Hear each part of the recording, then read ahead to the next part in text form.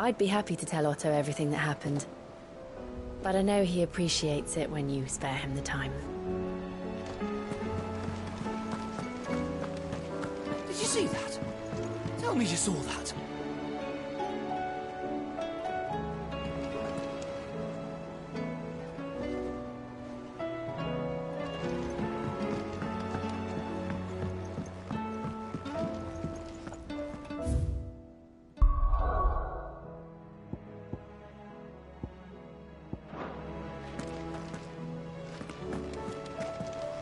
We've sent Cursebreakers to Martha's Rest, Dalamil, and Northreach. Hopefully they can help maintain the peace. Or at least a semblance of it. Cole told us everything that happened.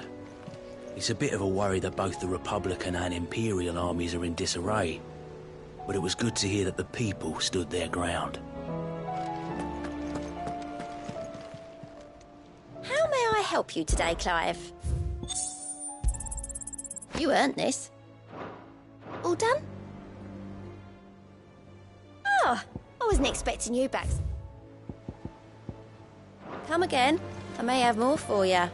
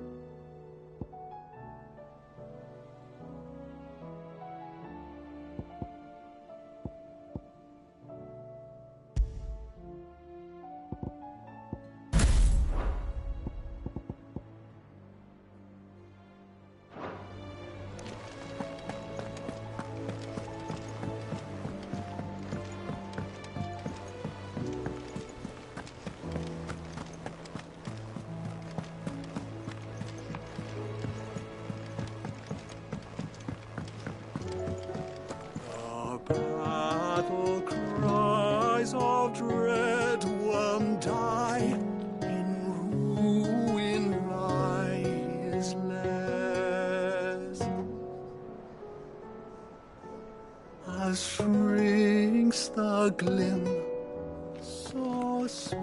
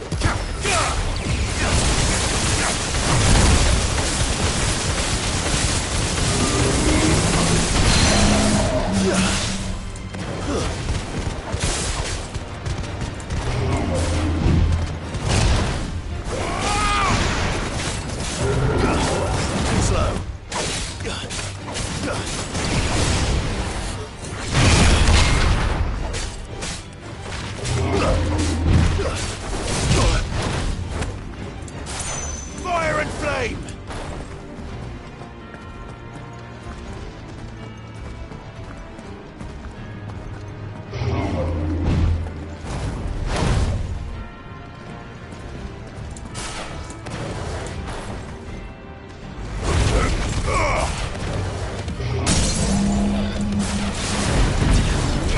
Soil!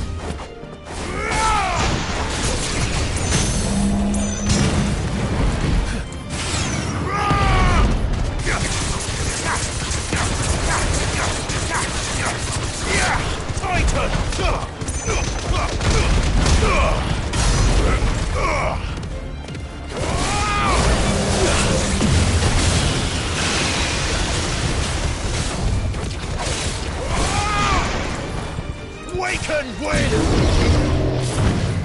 Nice try.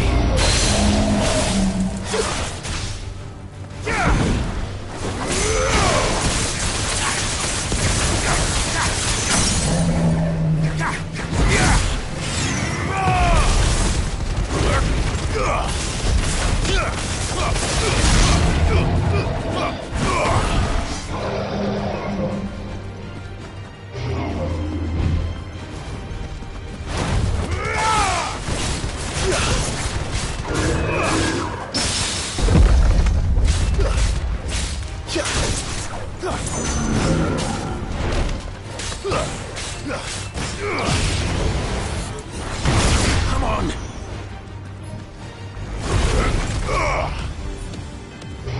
Varuna!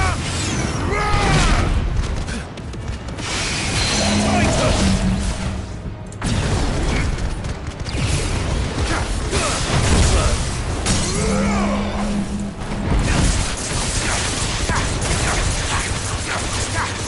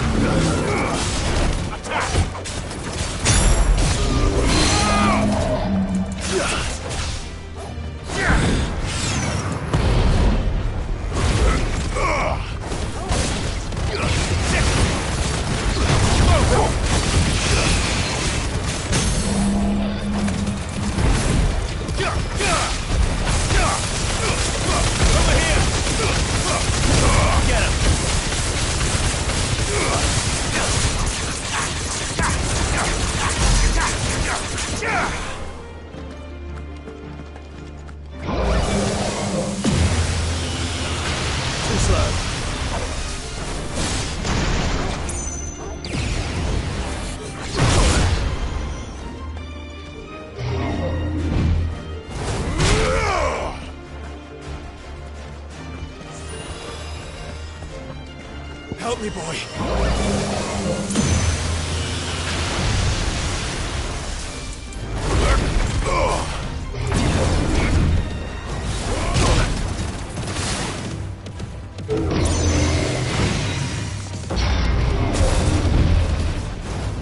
Let's try.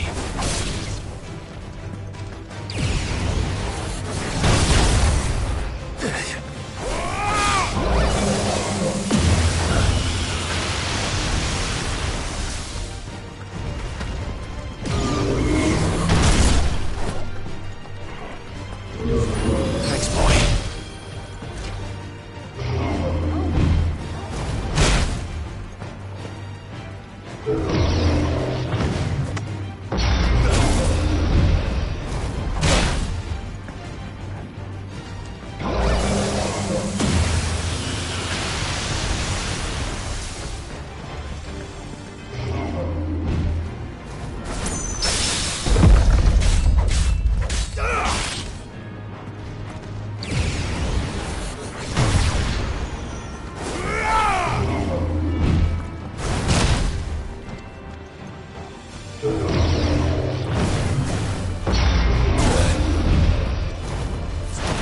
There's a good boy.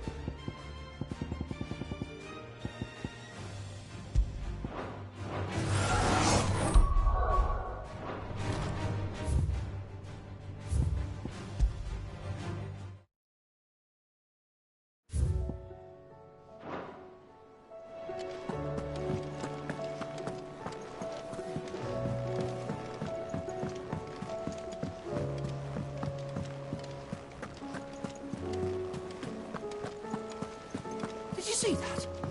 Tell me you saw that.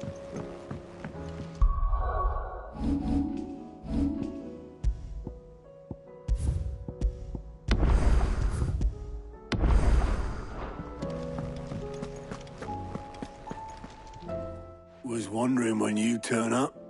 Had owls from all our friends thanking you for your timely intervention. How is it you always manage to arrive at just the right moment? Luck, I suppose.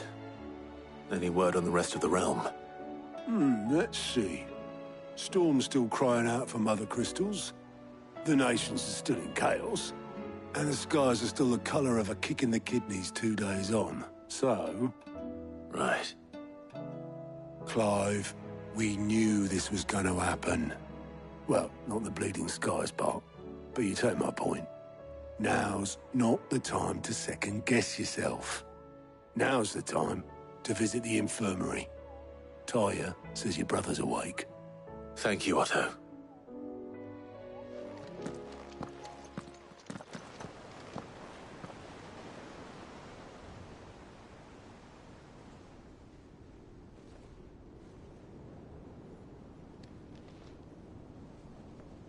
So it was not Sylvester, but Olivier who served as Ultima's puppet.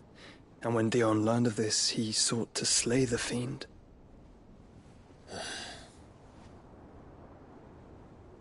Only for his father to take the spear that would have freed him. Enough to drive a man to madness. Small wonder he hasn't stirred. I would be afraid to wake. Had I but reached out to him sooner, warned him of the threat Ultima posed. But now, both an empire and her prince lie broken. Joshua, what do you know of Ultima?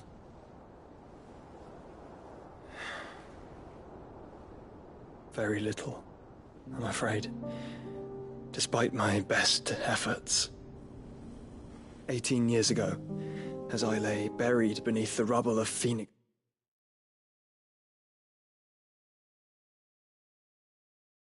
Gate, it was not death who came for me, but another. And it was while in my rescuer's care, I first heard of Ultima. I've been chasing his shadow ever since. Ultima is driven by some deep, dark purpose, and for whatever reason, it would seem you are crucial to his designs. He will stop at nothing to have you, even if that means toppling an empire.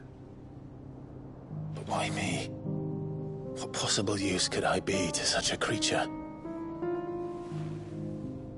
That is one of many answers that have eluded me. Yet, I am certain of this.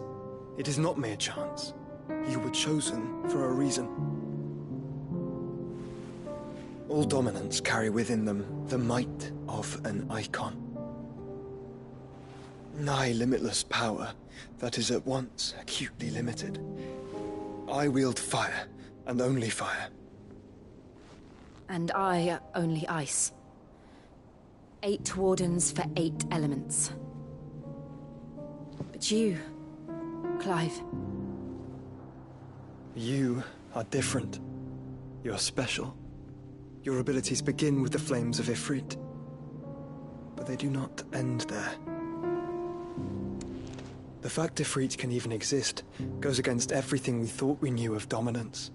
Perhaps Ultima has been waiting for one such as you, whose potential is truly limitless. I've encountered that thing several times now. If it or he, as you say, needs me, why hasn't he claimed me as he did the boy? Were I to hazard a guess, I'd say the two of you are somehow incompatible. His mind not properly attuned to your body. His mind. Mind, awareness, spirit, call it what you wish. But I believe Ultima to be an embodiment of the concept. This is why I struggle and fail to contain him here inside me. I'm sorry. Inside you? With every setting sun, I feel my strength wane. And though the Phoenix's flames mend the prison I have made for Ultima, they do so at a cost. We must find a means to bring an end to him before I meet my own. What were you thinking? It was that or let him take Clive. And I've always had a soft spot for my brother. But that doesn't mean you should sacrifice yourself to save me.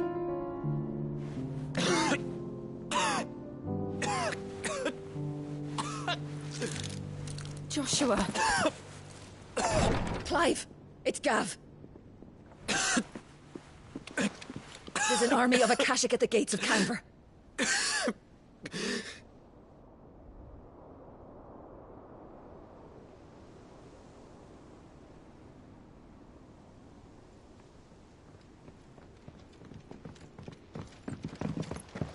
Well, what's the short of it? Thought Tyre told you. The capital of the Free Cities is under siege by an army of monstrosities. The city guard are doing their best to stem the tide, but numbers ain't on their side. What of Lord Byron and Mid?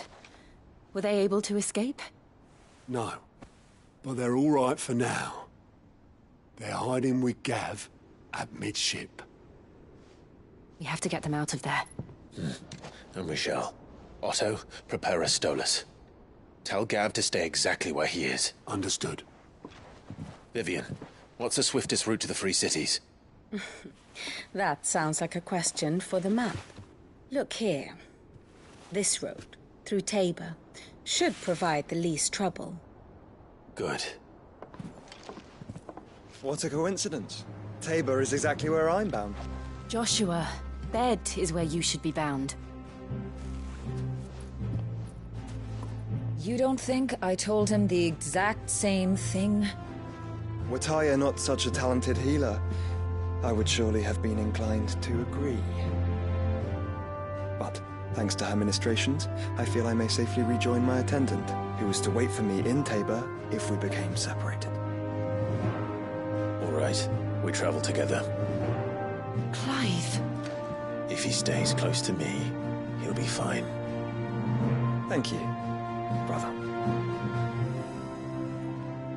I'll look after him.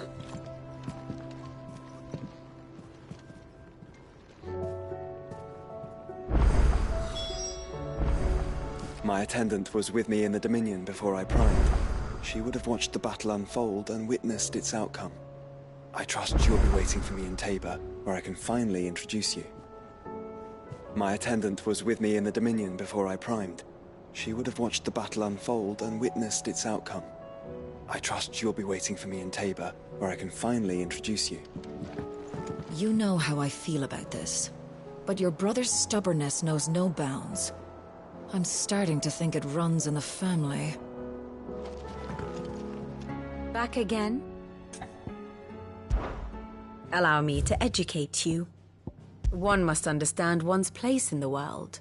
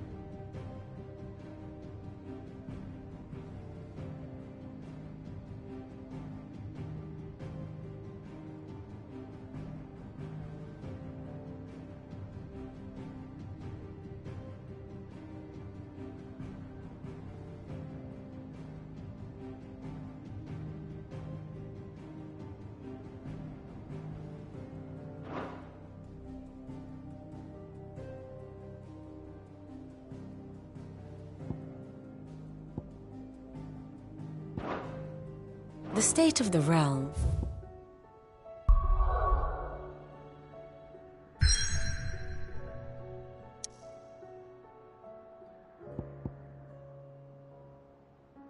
Is ever-changing, Clive.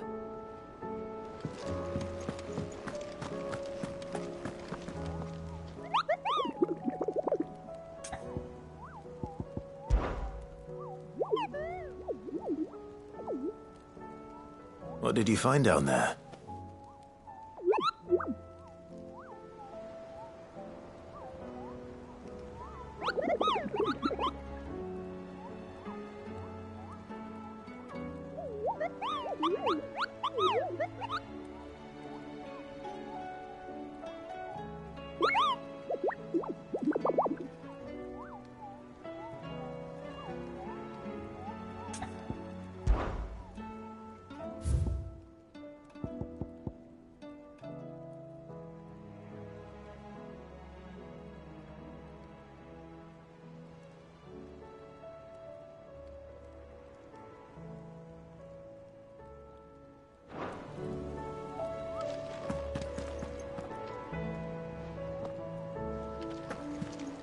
We sent Cursebreakers to Martha's Rest, Dalamil, and Northreach.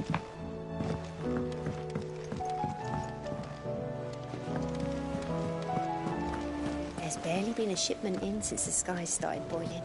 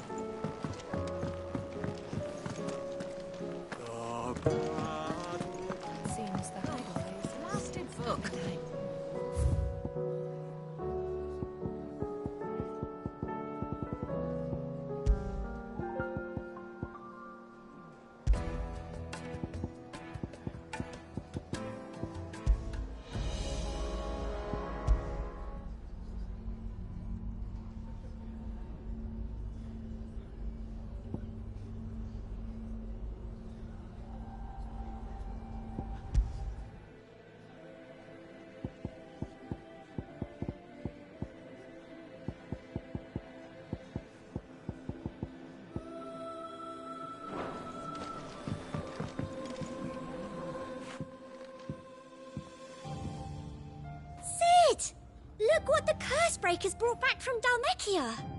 Said they were all the rage in Dalamil. Looks sort of funny if you ask me. I'll be damned. Have you had one before? Something smells good. What are we having? Bombs! And they are good. You should try one.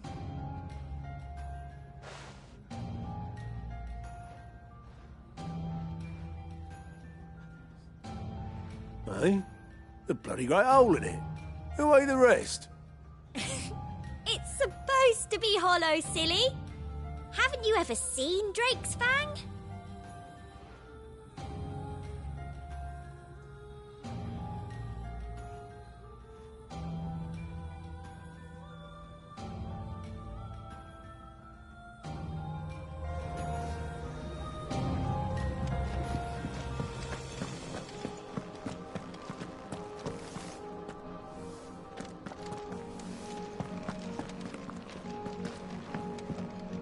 You look like you could do with a drink. That's what we like to hear. Knock 'em back, everyone. Sid's buying.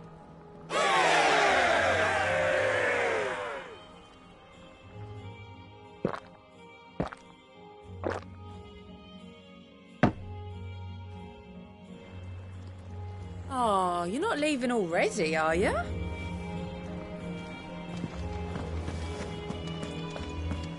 Did you see the pair that got hauled into tires? Aye. All their fancy silks stained red.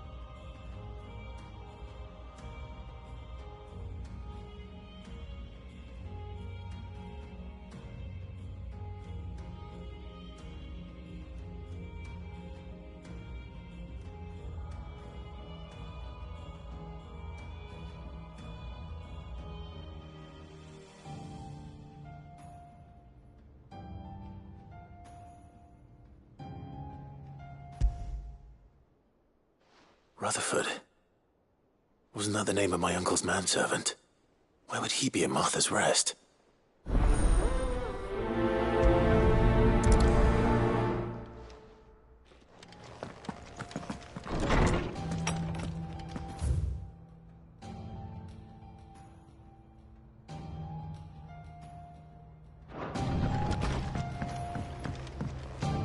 Did you see the pair that got hauled into town? Seems the hideaway's lost blasted its book. appetite. You blame them? With the skies as they are? Here, you put me in this situation, Clive. You can bloody well get me out of it. I need a hand with a recipe. Are you sure it's me you're looking for? I'm not much of a cook. I'm all the cook will be needing, thank you very much. What I want from you is a little of your time, right? Oh, and perhaps your sword. You remember Ivan's stew, right? Well, despite the look of the thing, and that awful stench, people wolf it down. So I thought I'd try making one of these supposed masterpieces myself. Had a peek at the book and gave it a go, but, well... It wasn't as straightforward as you'd hoped. Ivan had the same problem.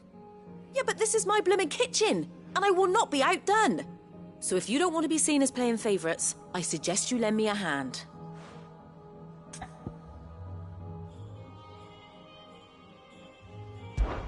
I've never been one to play favourites, Molly.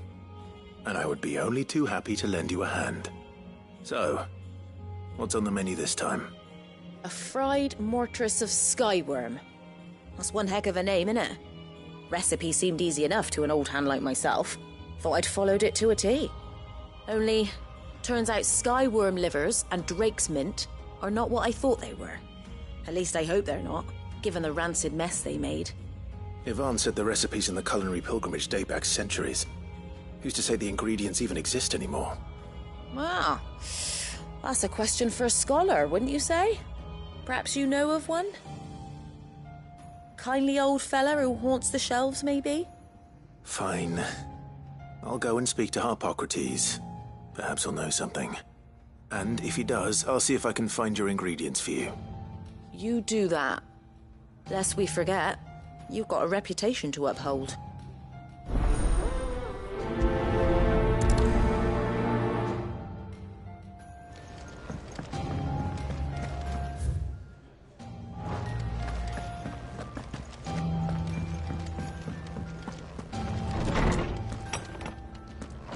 Is a storm coming, Sid? Will there be thunder? Sid, perhaps you can help me solve a mystery. I can certainly try. Who's gone missing this time? It's not who, but what. Mid-scales, the ones she made for her workshop. I borrowed them to teach the little ones about weight, and shortly after the lesson, well, they vanished. My first thought was that they'd taken them off somewhere to play, but when I asked, they swore they had nothing to do with their having disappeared. Which almost certainly means they had everything to do with it. Perhaps a visit from Sid will jog their memories. I think it just might. Thank you. I don't like to imagine that my pupils would lie to me. But if they have, I'll have no choice but to discipline them accordingly. They were in the atrium when I last saw them. As always.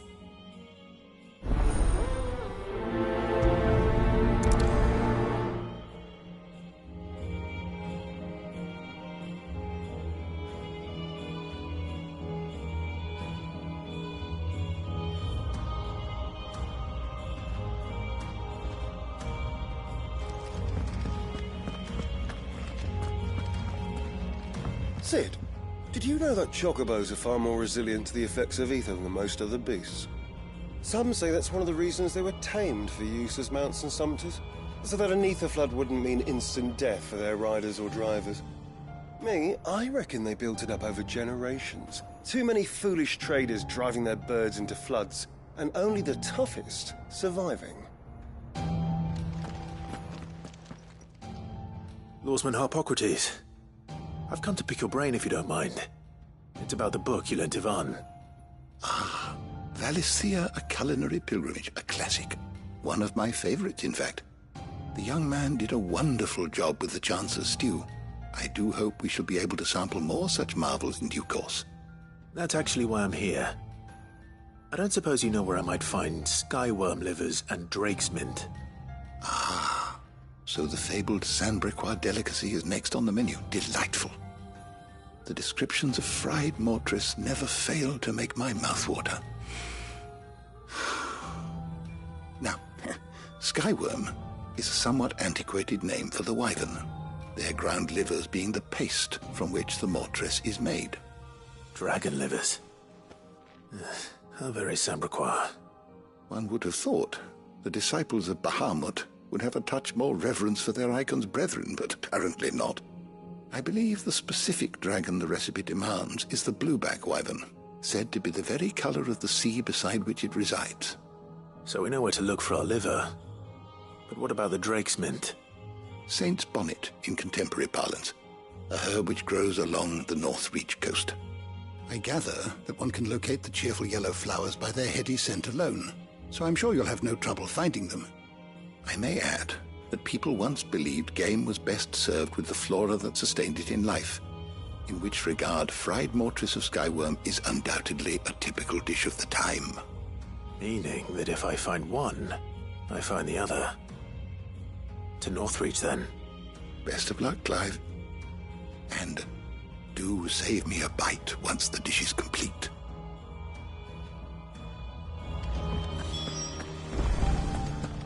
Is a storm coming, Sid?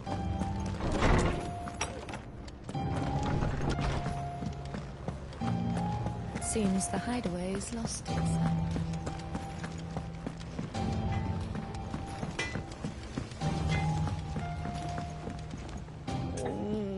What am I gonna do?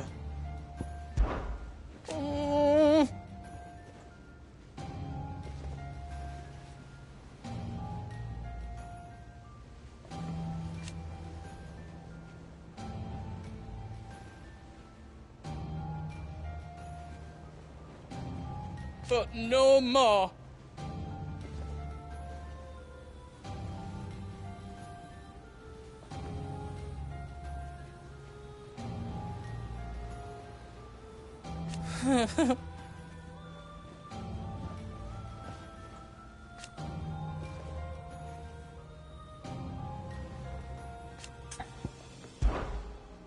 Is everything all right, Goots? You seem more discomposed than usual. Oh, I don't know what that means, but I'm in a bit of a muddle. Oh, I think Nan might be in trouble, and she's... It's all right. You can tell me.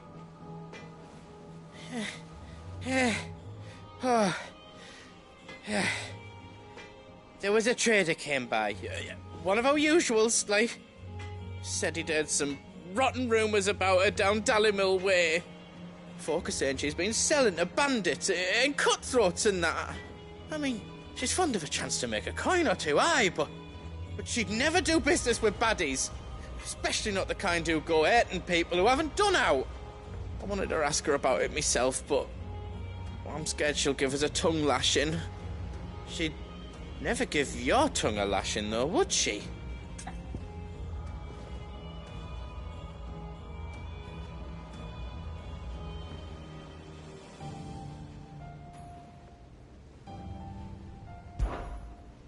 Don't worry. I'll speak to her. Oh, thanks, Clive. You'll let me know what she says, won't you? Of course. I'm sure it's all just a misunderstanding.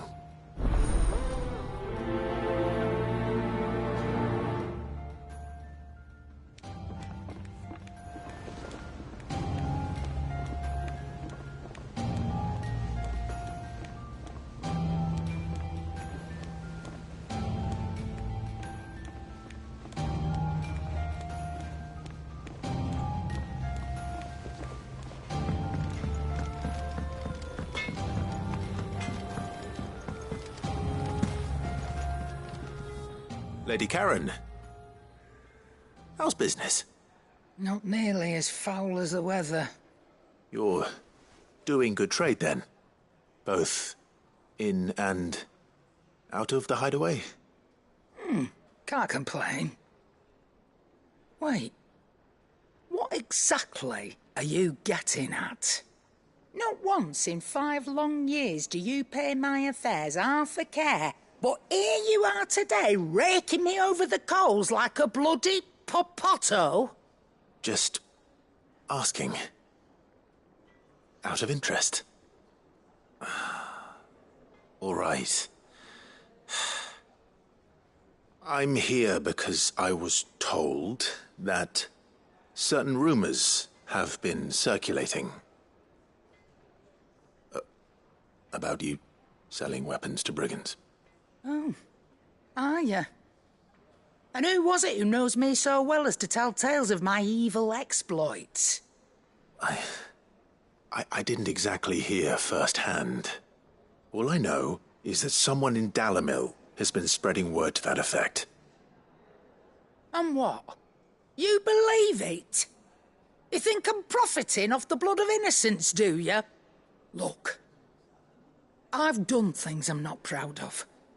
Might be there were a time when I turned a blind eye to the wretchedness of the world so I could line my pocket. But that woman is no more. And you'd know that if you'd ever paid the slightest bit of notice. You're right, Lady Karen. I apologize. It was wrong of me to doubt you. No, it was. No. I reckon you've got better things to do than pointing your do-gooding finger at a poor old woman. Of course. Good day.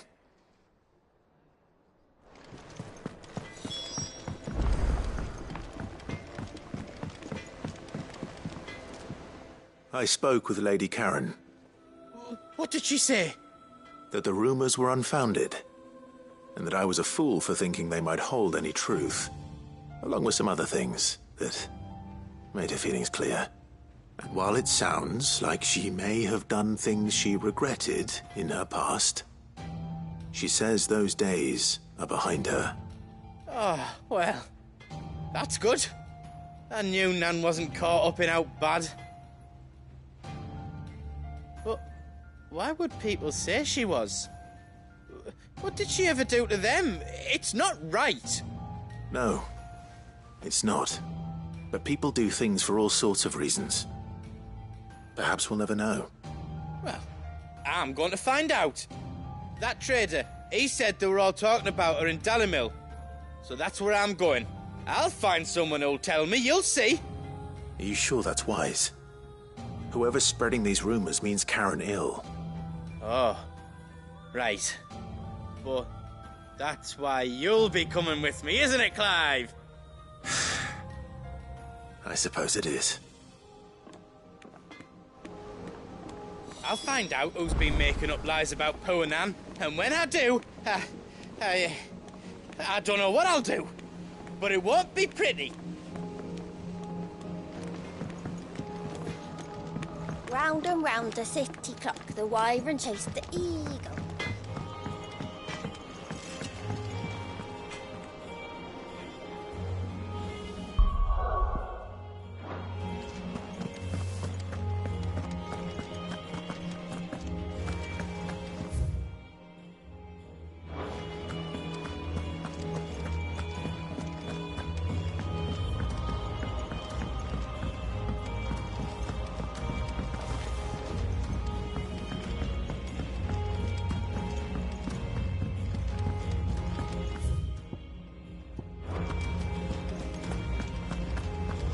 Did you see that? Tell me you saw that.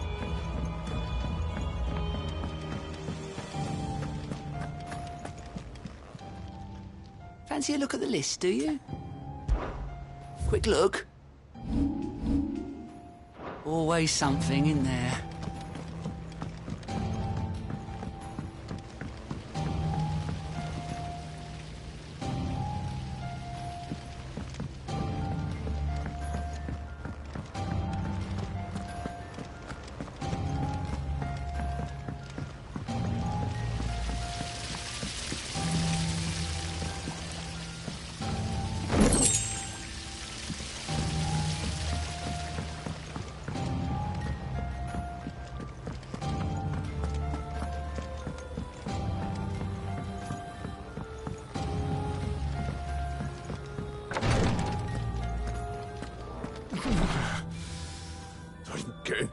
for this. I can hardly lift my arms. The curses.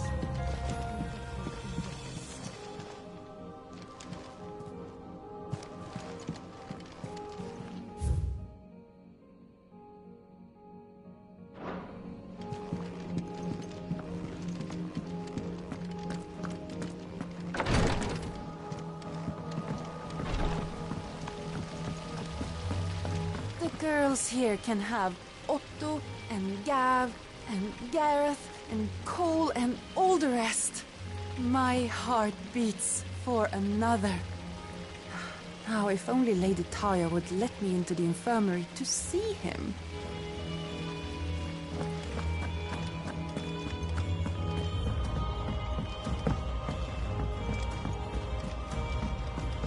What do you reckon we should do?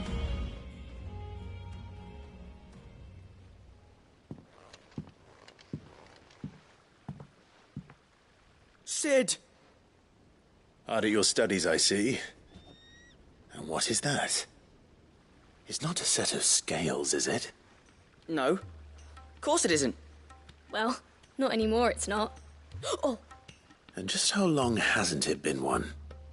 we're sorry. But we didn't break them. We dismembered them. Just like Miss Mididol showed us. Miss Mididol? Why would she have you dismembering her creations? Because that's the only way to become a ninja-neer. Miss Mididol said, the best way to see how something worked is to take it apart and put it back together again. Well then, your work is already half done. Carry on. About that. The taking apart was easy enough, but it's the putting back we can't work out. Speak for yourself. The heavy thing goes at the bottom. Then...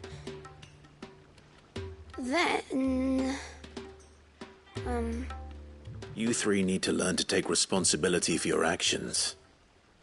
So let's have a look at these parts with fresh eyes, shall we?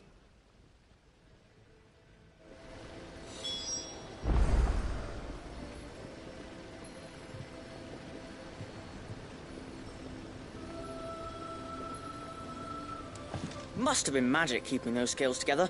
It's the only explanation. All right. Everything here was once part of Miss Mididol's scales. Every piece has its own role to play, and each is just as important as the others. If even one of them is missing, the scales won't work. So let's think about what those roles might be. You already know one of the pieces. The body. Its role is to support everything else. But what of the others?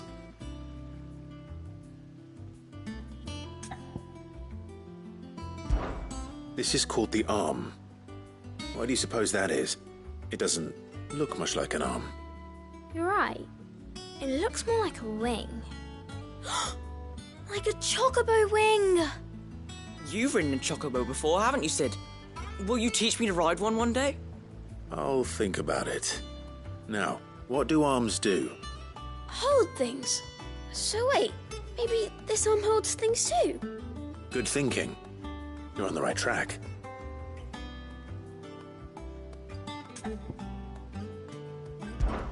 These round parts are called the pans. You all know what a pan is, don't you? I do. Molly uses them in the kitchens to fry bangers. But these aren't for frying bangers, you idiot. They're for weighing stuff. But what if I wanted to weigh Goots? I don't think he'd fit on that little thing.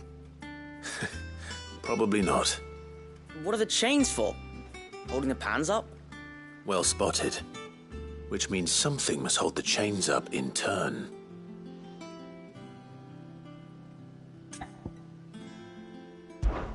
This tiny piece is what's called a cogwheel, or gear. Have you ever seen one before? I have. Miss Minidol's dungeon is full of them. Most are on the floor. She puts them in all her inventions. They spin round and round and round and round and... That's right. They're very useful when you want to make things move. Do you remember if there was anything on the scales that moved? I remember the arm moved when I tried weighing an apple. And then somebody ate it. It's not my fault. You shouldn't have tried weighing it before lunch. We know what part's supposed to move and how it's supposed to move. So, let's put the pieces together first, see what doesn't move, and then stick the cogwheel to that. Not a bad idea. You see?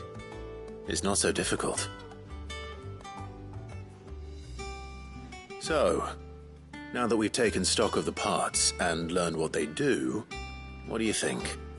I think we've got it. Then here's what we'll do. You tell me what goes where, and I'll put the scales together. Well, obviously you need to start with the body. All the other pieces fit onto it, don't they? And the arms go on the body, just like real arms. Or wings, if you're a chocobo. And then the arms hold the pans by the chains. Very good. Let's see if that works. There. All finished.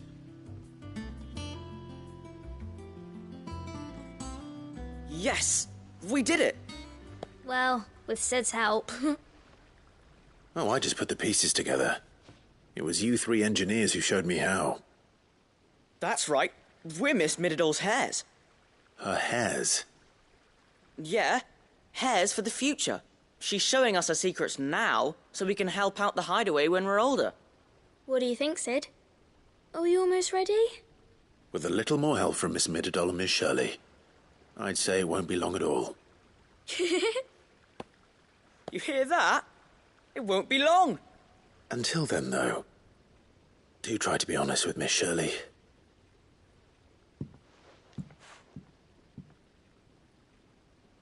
Hey, look! We never used the cogwheel. You don't think Sid forgot about it, do you?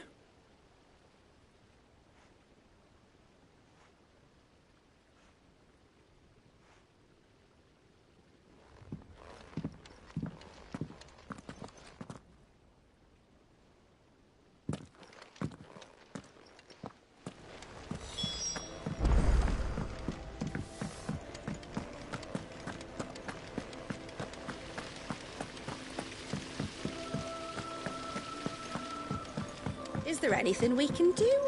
It doesn't feel right sitting around waiting for the world to right itself. Might be Goat has some work. That, or you could...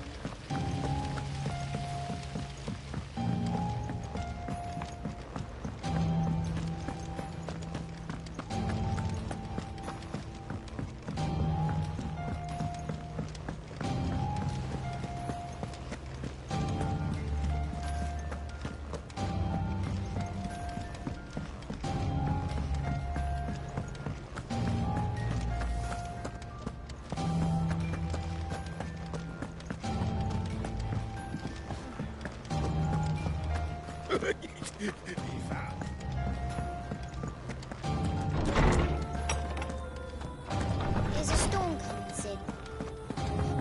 Thunder. Well, did you solve the mystery? It was as you thought. The children had the scales, or the parts of them at least. They dismantled them to see how they worked. Oh, no, Mid will have my head. Thankfully she won't. This might even have been her idea. Although I was the one who ended up teaching the lesson. I'm so sorry, Sid. I know how busy you are. I shall see that the children are properly punished. Please, there's no need. Mid seems to have taken the three of them under her wing. She's even calling them her heirs. She'd have them follow in her footsteps. And her father's. I see.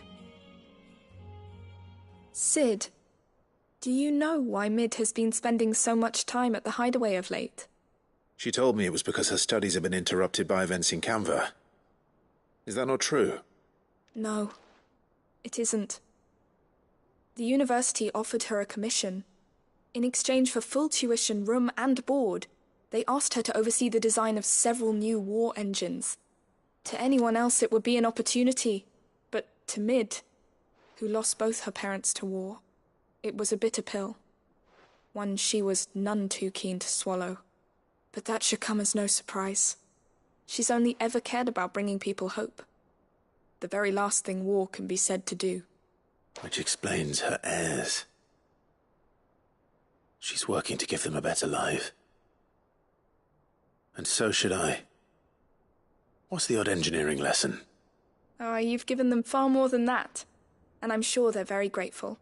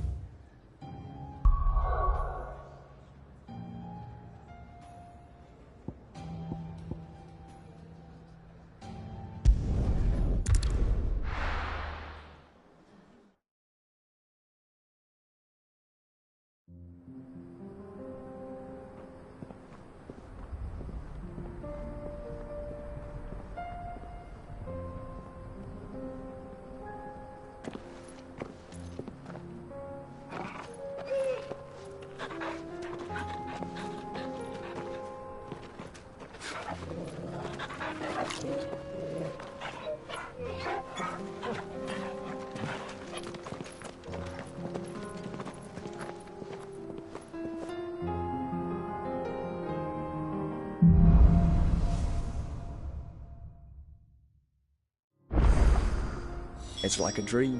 The four of us out walking like we used to. Enjoying this, are you? Gav and the others could be in danger as we speak. You're right. I'm sorry. Yote is a fine scout.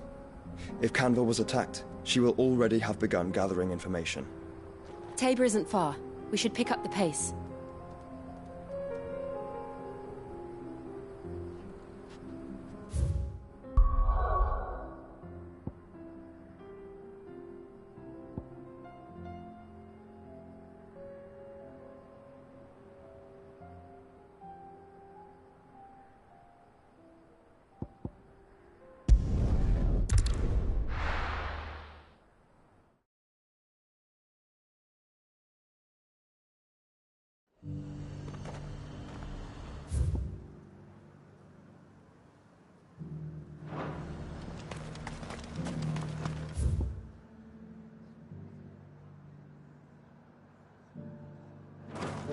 I got peppers to numb your tongue up on fire. But there were ghosts at the gates not days ago. You needn't fret. The creatures have been...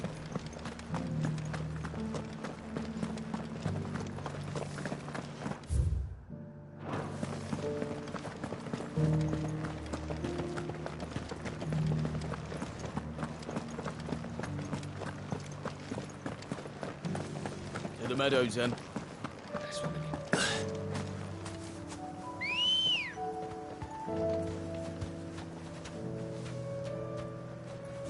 Good girl.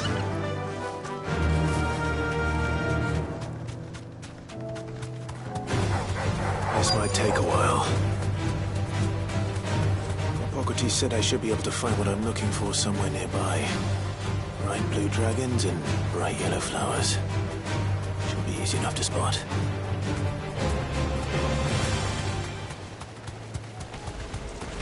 This must be our wyvern.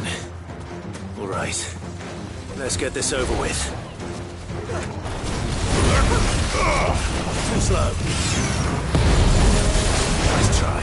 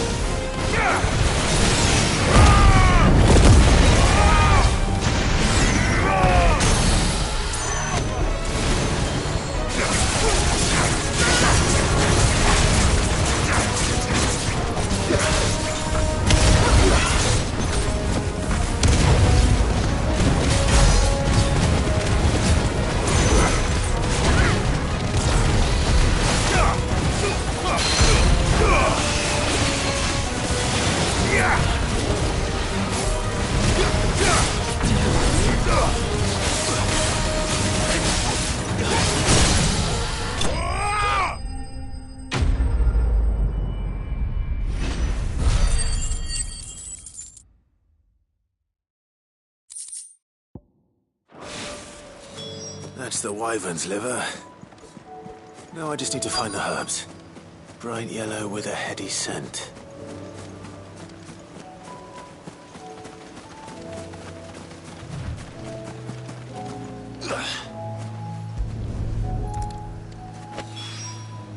I think that's everything Molly needs to resurrect her recipe.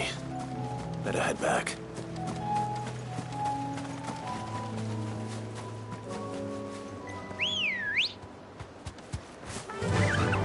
Faster!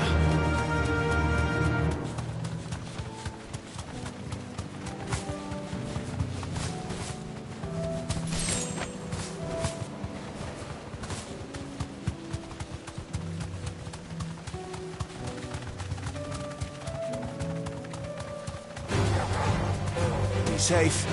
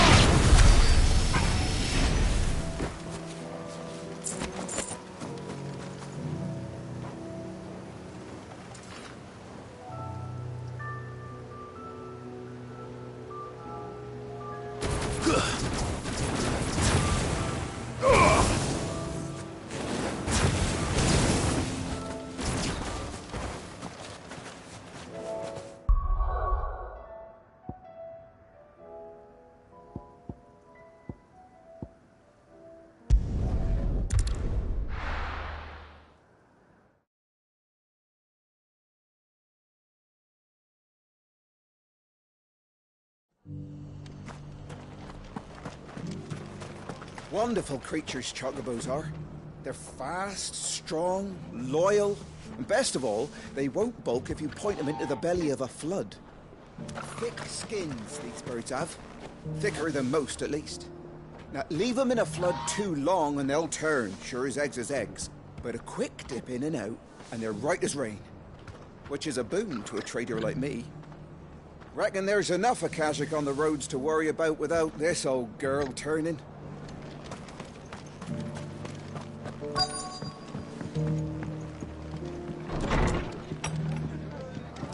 Martha's got a big heart. It's a pity there's so many who are happy to take advantage of it. The fates seem bent on driving me from my inn. But if they want me out, they're gonna have to try harder. My lord Marquis, is that you? It is you. Then you received my letter. I am Sebastian Rutherford, Chief Steward of your Lord Uncle's estate. Of course. We met once before. Yes, my lord. Thank you for coming. And what was so sensitive that you couldn't put it in writing? 1,000 apologies, my lord. I did not mean to offend. I merely... It's all right. Continue. I am here at Martha's Rest, at the behest of your Lord Uncle, tasked with learning what I am able of the realm's current state of affairs. And what I have learned is grim. The fall of the Mother Crystals has left Storm in a state of utter disarray. The subsequent darkening of the heavens has only made things worse. Akashic attacks, once unthinkable, are now commonplace. The gears of governance have ground to a halt, and without a steady hand on the tiller, the realm threatens to drift into utter chaos. Your Lord Uncle, however, believes there is a way to avoid this fate, and is determined to see it set in motion. That sounds like quite the undertaking. It is. Hence my having enlisted the aid of several colleagues serving the 7 high houses.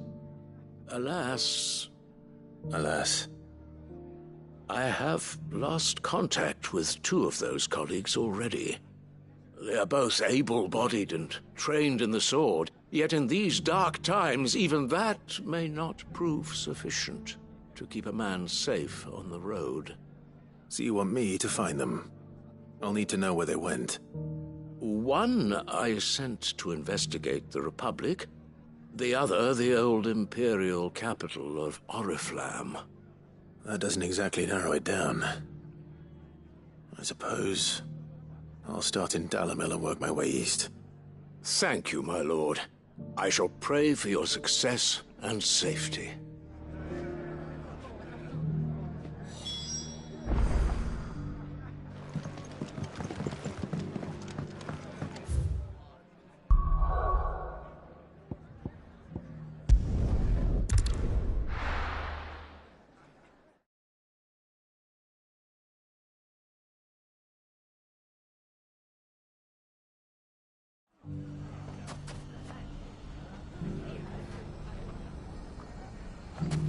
It's not going to be easy finding one man in an entire republic. Let's hope someone here's seen something. The bandits, maybe. You shouldn't be too hard to find, Goods. The gentleman of the town guard.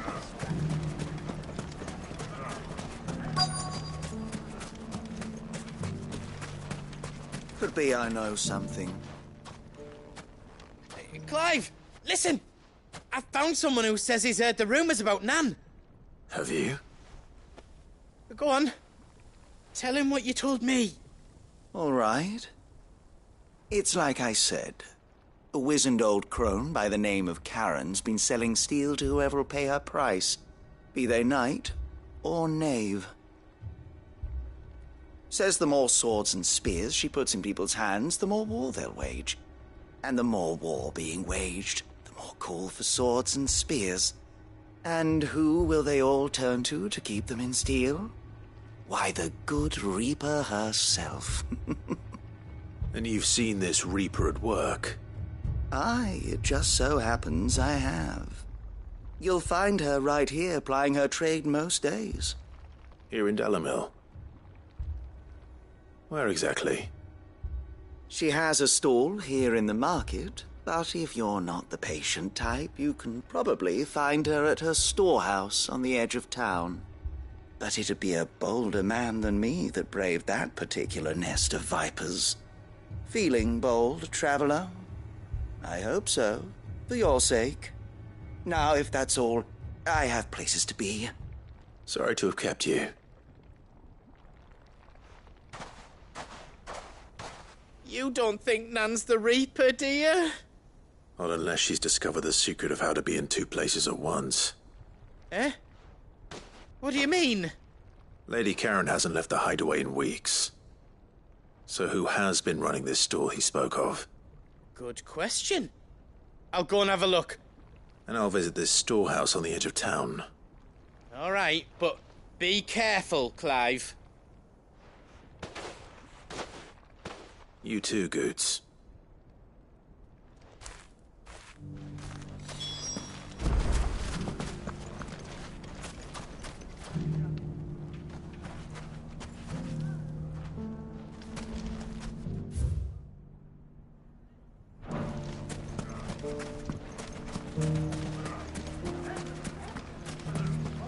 The gentlemen of the town guard are distracted.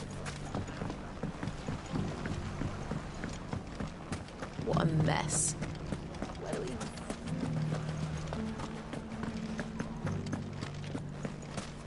we... You fought very bravely. The safety of the town is in our hands.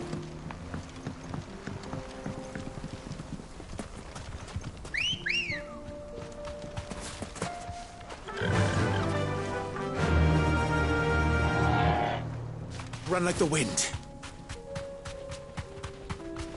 Time to brave the Viper's Nest.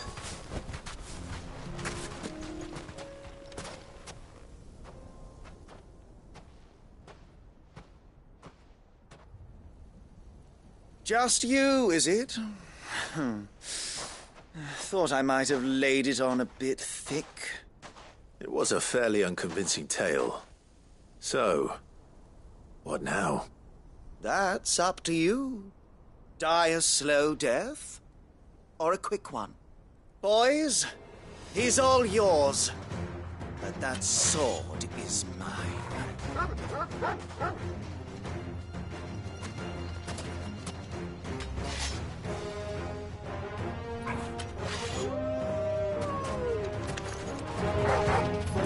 Leave now and we can pretend this didn't happen.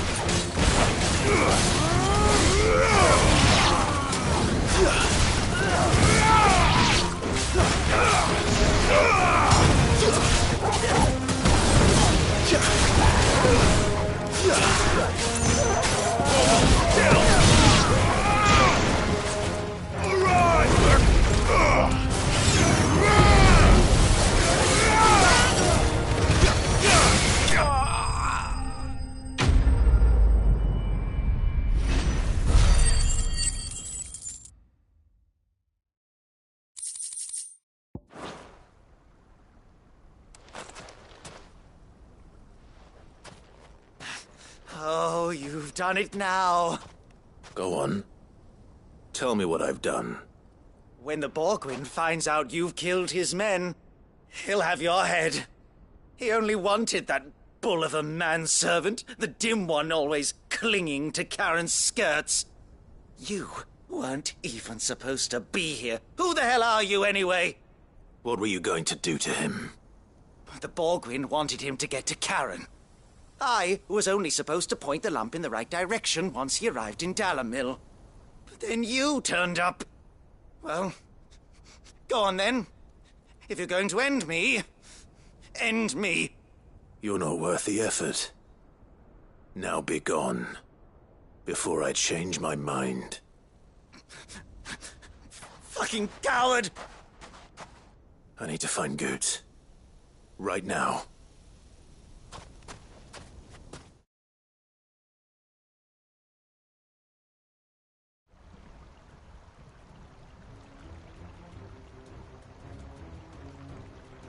Get your filthy paws off me, you naughty-pated lout!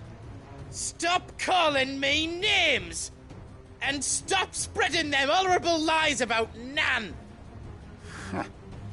Well, that will be easy enough. For they are not lies. Every last word is true. And she must pay for her crimes in blood. Blood? Goose, are you all right? He's gonna kill Nan! He said she had to pay in blood! After what she did, it is only right. She ruined my life and the lives of countless others. That loathsome harpy's very existence is a crime, and I will not allow it to continue. Goots, was it? I have no quarrel with you. Only with your employer. Run along now. You need not pay for her sins. No. No? I don't care what she did. I won't let you hurt Nan. Promise me you won't hurt her, or I'll kill you myself! Goot, no. Enough, all of you!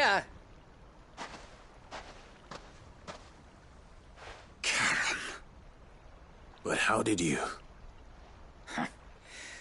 You're a sight less clever than you think you are, the pair of you. Did you think I wouldn't notice the two of you slinking off together? Well, the whole thing got me thinking, who in Dalimil might bear me a grudge? And a certain snivelling shit I ran afoul of in my fairy years came to mind. Though it was just Bogan back then, wasn't it? I thought the years might have taught you some sense, but I see you're the same pants-pissing craven you've always been. What was it we called you? Wet legs? You bitch!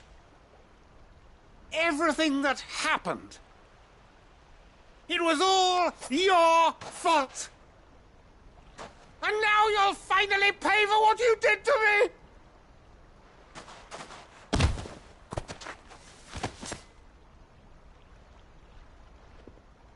Gooch, you...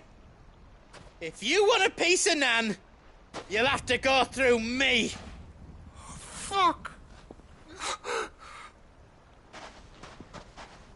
You great galoot. Out of the way, I can handle this myself. So, wet legs, you remember what you told me when we last met? An eye for an eye. Wise words, Sam. Wise words. And now, it's time to collect.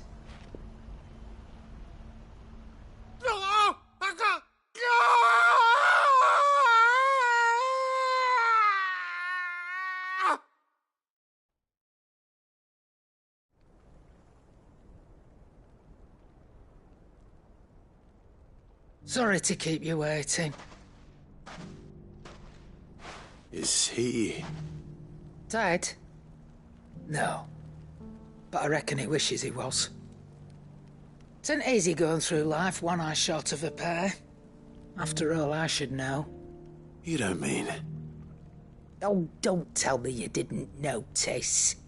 Lost it to old Wet Legs back when we were working the same routes. Said I'd stolen from his strongbox. I'd done nothing of the sort, mind. But that didn't stop him taking his little revenge. So I took some of my own. Sorry lost everything. His coin, his clients. Always knew he'd be back one day to claim his due. But he crossed a line dragging poor Goots into this. He didn't hurt you, did he? No, Nan. Still got all my arms, see? Legs too. But what if he comes back again? What if he does? First we take the other eye, then we work our way down. He'll learn his lesson soon enough. But something tells me the Wet Legs has learned it already. Right.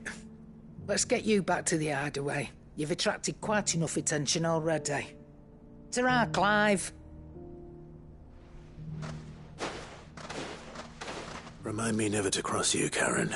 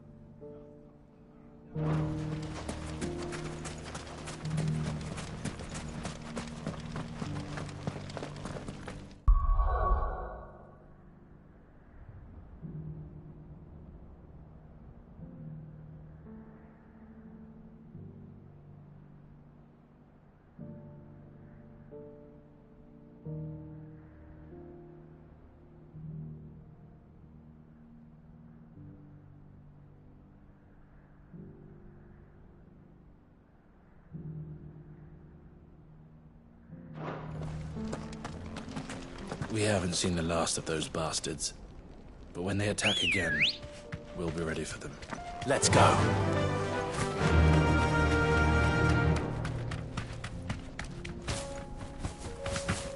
Someone's got himself in trouble.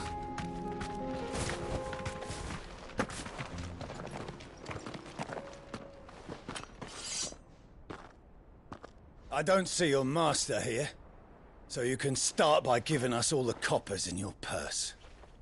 I already told you, I have nothing. Then maybe we'll take that pretty outfit and the steel you're wearing.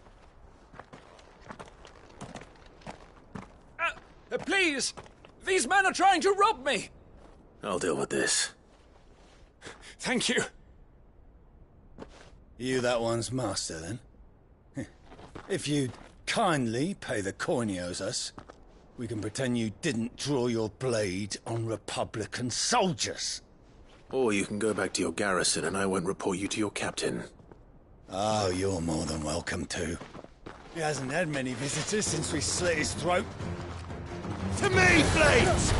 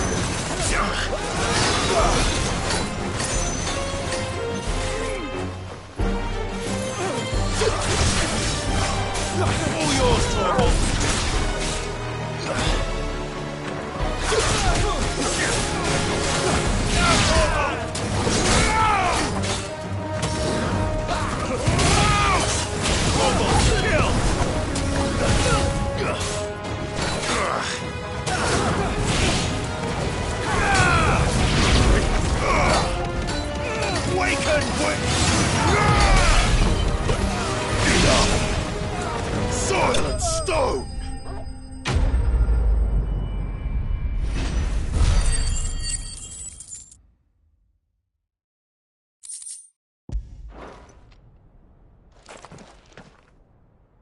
I'd expect as much from Hugo's faithful, but these were men of the fist. Much has changed in the Republican army since they lost their rock. You've seen this kind of thing before, then? Many times. I was sent here to observe the situation. You're one of Rutherford's men. He sent me to look for you. Well, then you have my thanks. I fancy I could defend myself against one, perhaps two, but a whole regiment. I arrived in Dalimil several days ago, but when I called upon the captain of the local garrison to make inquiries, his men confiscated my effects and locked me in a cell. The captain is no more, and his men make the rules now. Fortunately, I was able to bribe my way free, only to be stopped again by those soldiers you so kindly dispatched. What of the Fist Central Command? Surely they wouldn't allow such lawlessness amongst their ranks. I would imagine they are unaware of it. Most of the army has fallen back to the capital and hunkered down behind her walls. Those who weren't recalled now rule the fringes unchecked, answering to no one but themselves. Then it's worse than we imagined. You should return to Rosaria. It's not safe here. I'll find a caravan heading north. You won't mind if I borrow one of these soldiers' coin purses?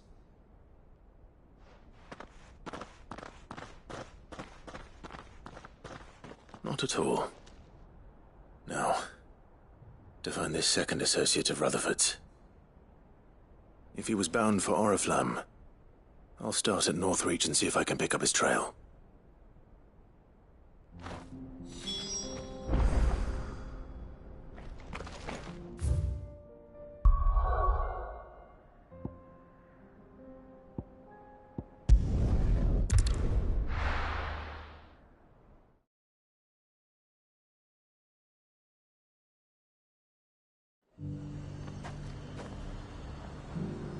There's a lot of road between here and the capital.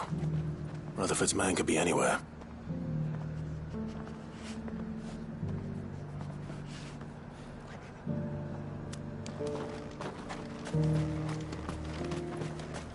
Nothing like a little unrest.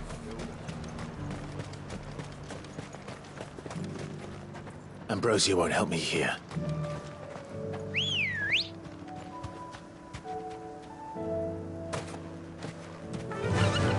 Run like the wind.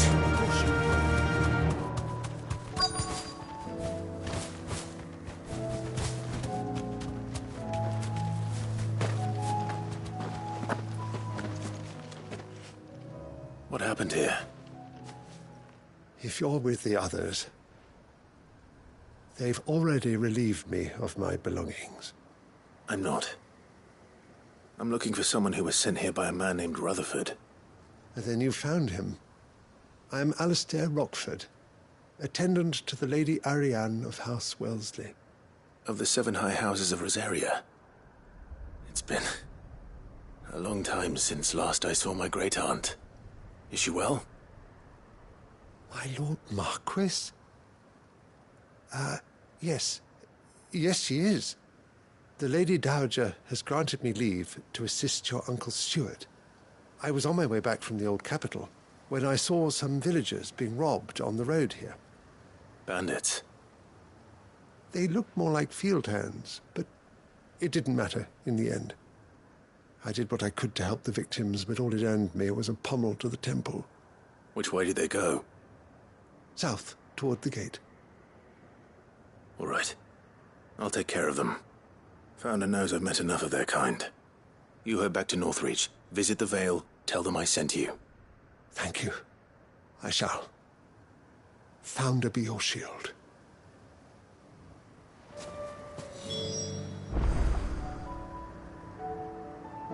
It was only a short while ago that I was assaulted. If you hurry south, you may find those who did this. Ready, girl?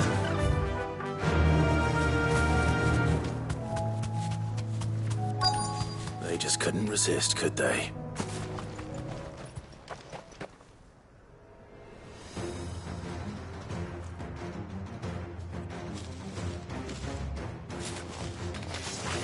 This one's ours, pretty boy.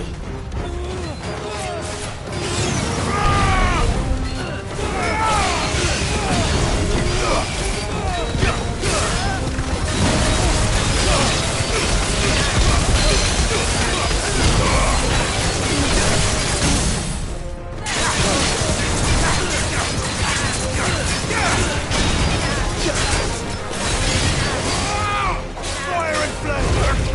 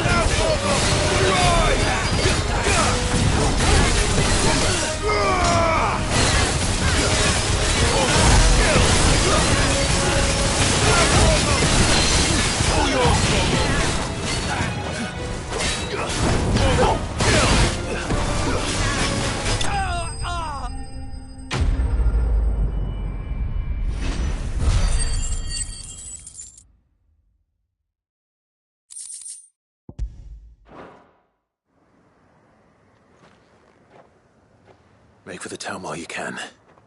There may be more bandits nearby. You don't need to tell me twice. Many thanks, traveller. This looks to be all of them. I thought I told you to make for the Vale. And stand by as ill might befall the heir to the ducal throne. It's just Clive, and I'm fine. Which is more than can be said for you. I will survive. Strange that the garrison wouldn't intervene in such a brazen attack so close to their gates. The garrison have their hands full inside the city. Some days they don't even send out patrols. There are few hands left to work the fields, and even fewer to transport the grain. The market stalls are nearly bare, and the price for what remains is exorbitant. It's not uncommon to see a fight break out over a crust of bread. When I said the ones who attacked me didn't have the look of bandits, I meant it. They were probably just desperate. Rockford, listen to me. If you are to continue your investigation, you first need to seek the attention of a healer. Of course. I shall return to Northreach right away. But allow me to thank you first. Had you not happened along, Don't thank me. Thank Rutherford. It was he who sent me. I suppose he'll be wondering where I've got to. I shall send a Bastolus as soon as I'm able. Good day.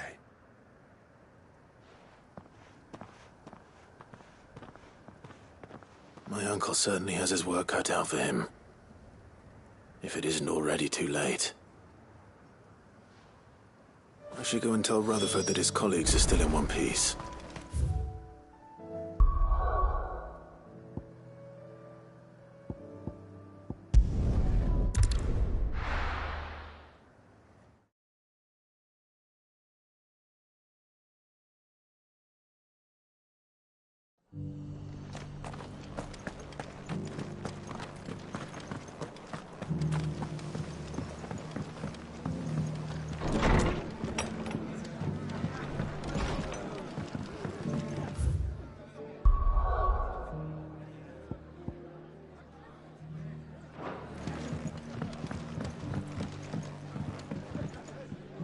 I see you're still here. The Rest's location affords a constant flow of traders, and with it, a constant flow of information. Speaking of which, I received word from both my associates. They have resumed their investigations, thanks to you. I only happened to be in the right place at the right time. They both seem to think the realm's prospects rather grim.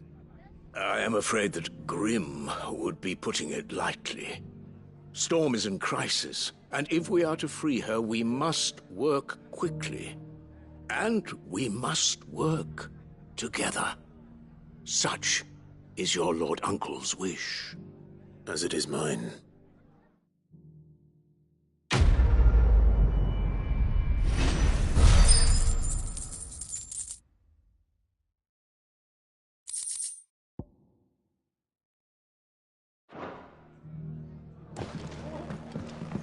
I will see that your Lord Uncle is made aware of the situation in both Dhalmekia and Sanbreque.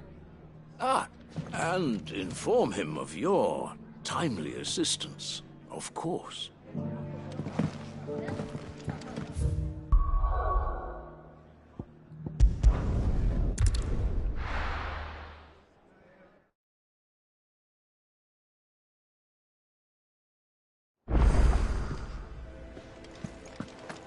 Mindless though they are, an Akashic horde large enough to besiege the free cities is not to be trifled with. We must proceed with caution.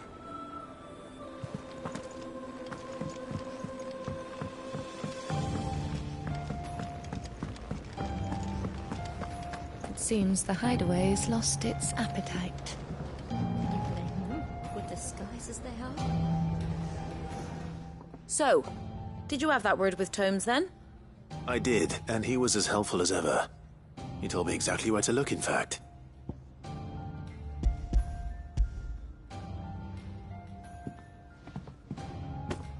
And what precisely will I be cooking up? Or is it better not to know? Blueback wyvern liver. And, a herb. known as Saint's Bonnet. Ah, wyvern livers, was it? Well, at least it weren't actual worms, I suppose. Now then, you stay right where you are. I've got some cooking to do. Let's hope these grand old chefs of yore knew what they were on about.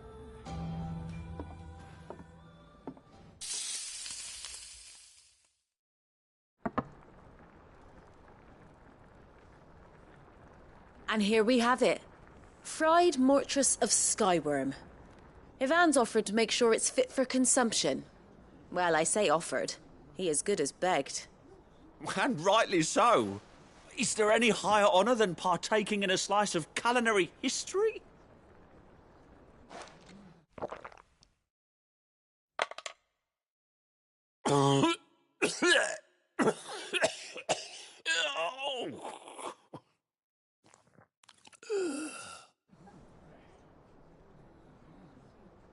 So, not fit for consumption then? What witchery is this? The crackle of the crust gives way to an almost violent richness. Yet it is the piquant kiss of the saint's bonnet that tames this savage dish. It is a tour de force, a force of nature even, a maelstrom of flavour and sensation, a graceful beast emerging from centuries of slumber. I think he likes it. Well, I can't quite tell with all that nonsense he's talking. But I reckon you might be right. It was decent then, I take it. Decent? It's remarkable. And I defy any man to say a word to the contrary. Sid, might I suggest that you command a party of your finest men and women to procure a dozen blueback wyverns forthwith? I'll give it some thought.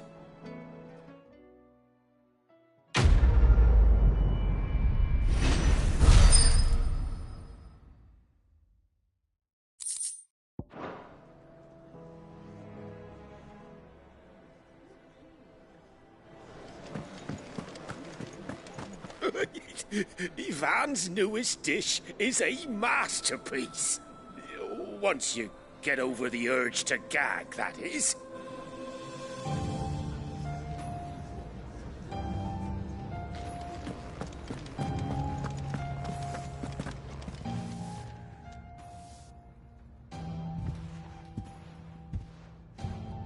Nothing like a dish of cold vengeance to foul the gut. I'm sorry, Nan. I didn't mean to make things worse. I just thought I had to protect you. Like you've protected me. Aye, well, someone had to. Your parents certainly didn't give a whit for your well-being. Reckon the both of us would be worse off if I'd not taken you on. You've always been me right eye, Goots. And I'd have you stay that way. So don't you dare go looking for trouble again. Well, I will. If you ever need help, I'll do it again and again, and you can't stop me. Why, you big lump. Fine. Play the hero if it makes you happy. Thanks, Nan. I won't let you down. There's nothing he wouldn't do for you. That's as maybe. But if he's ever to make his own way in life, he'll need to start looking out for himself as well. Till then, he'll need people to watch his back, just like you did in Dalamil. Don't think I didn't appreciate that. Of course. His family. Stop it. You make me one good eye, mister. I don't go thinking that'll do you any favours. A potion today'll cost you the same as it did yesterday.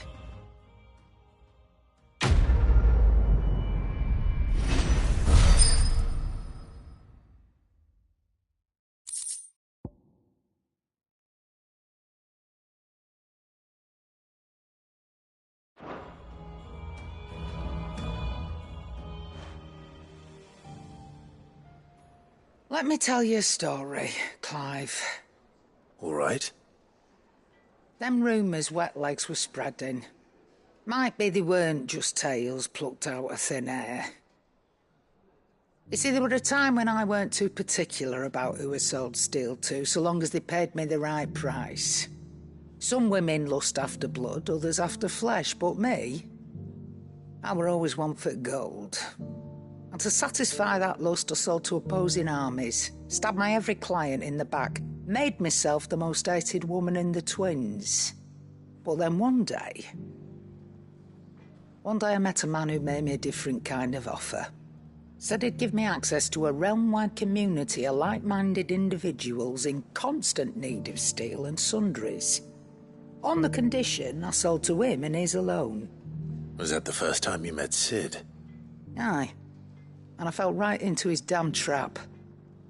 He was true to his word, so I ended up being true to mine. And I soon started making the best profits I've seen since taking up the trade.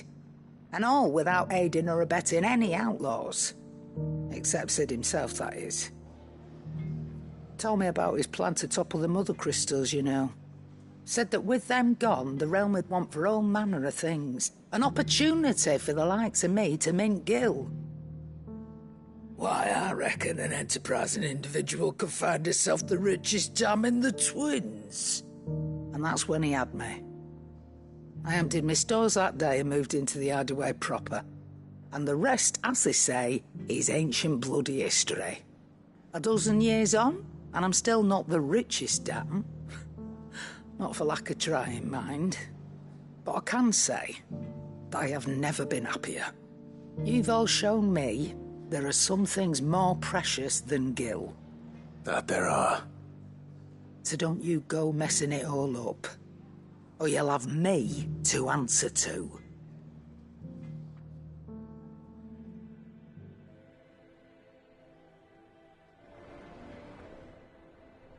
Clive. That great lump.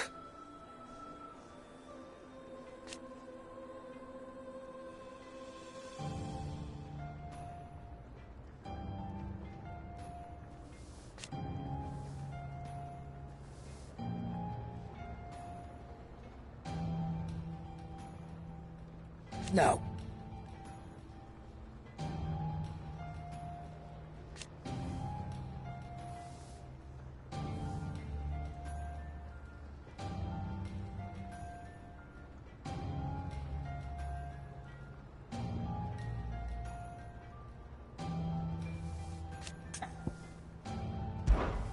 Coin purse weighing you down?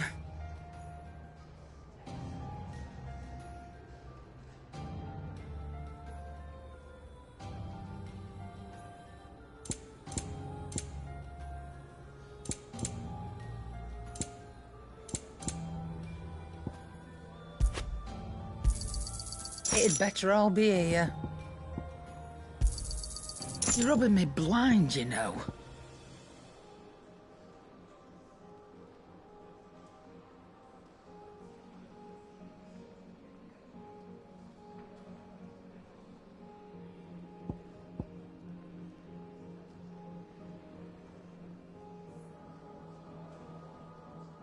Come again.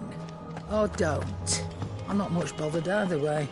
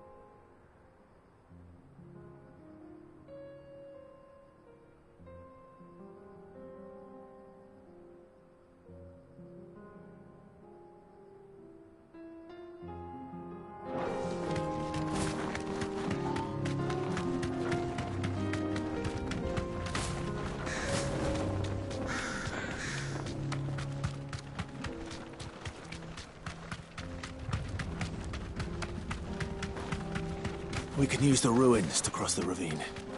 Assuming they will allow it. The echoes have a will of their own.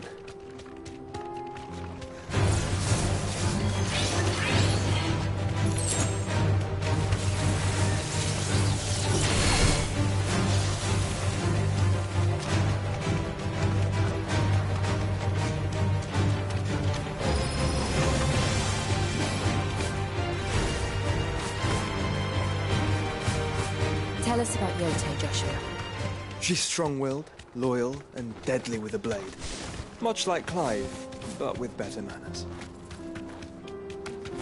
Ha!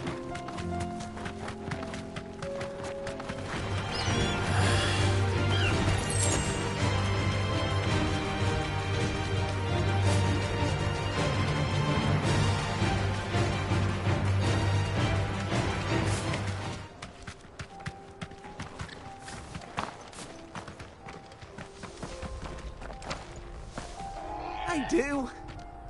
Where are you off to now, then? Bound for the Free Cities, perhaps? Oh, no need to say if you'd rather not. We all have our reasons. Ain't exactly feeling like sharing with strangers myself. Ready, girl? Truth be told, could do with a bit of inspiration. Don't know which way to turn no more. Was doing a roaring trade back in Oriflamme. Right up until the poor Drake lost her noggin. So, thought I'd try me luck in the desert. And the Fang went the same way. And don't get me started on the mess in the bloomin' Dominion. Suppose I could try Canberra next. But knowing my luck, the old place be crawling with the works before I'd even sat out me stall. But as I always say, where there's crisis, there's opportunity. The opportunity to mint Gil, that is. So, where to next? Is there any money to be made in Ash? Do orcs even carry Gil? Fly, Ambrosia.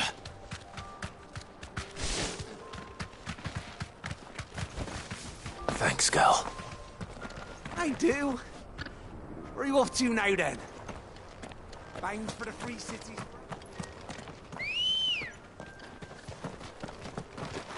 Come on. Faster!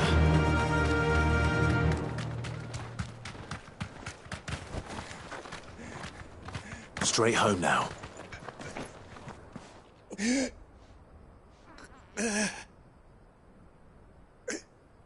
You're injured.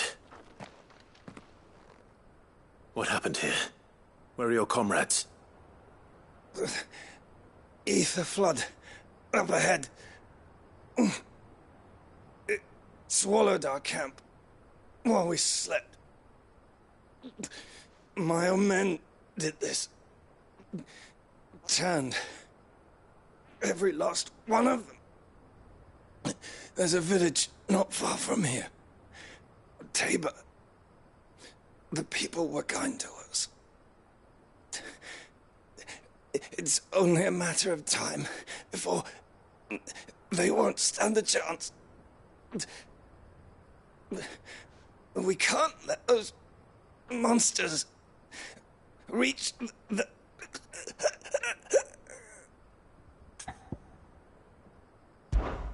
I'll go. You catch your breath. Thank you. Our encampment is up ahead. Just off the track. They must not reach Tabor. Forgive me, Lord Kuka. Rest well, soldier.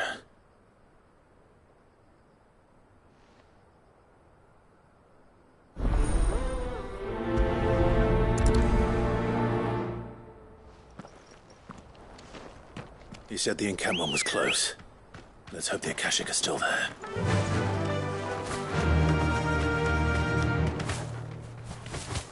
Another ether flood. They're everywhere now. We can't go round it. Then we'll just have to be careful.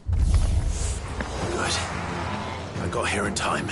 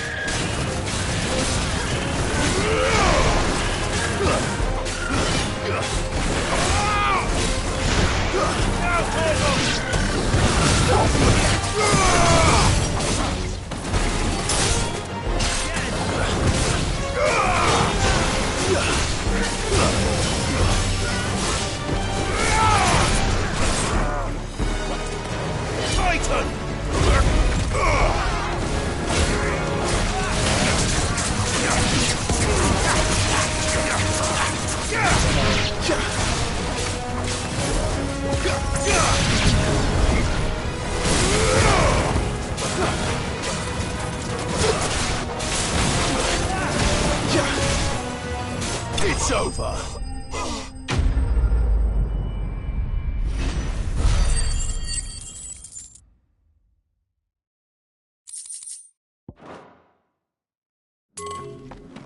Someone there! Please, I can't move my leg! That doesn't sound like an Akashic.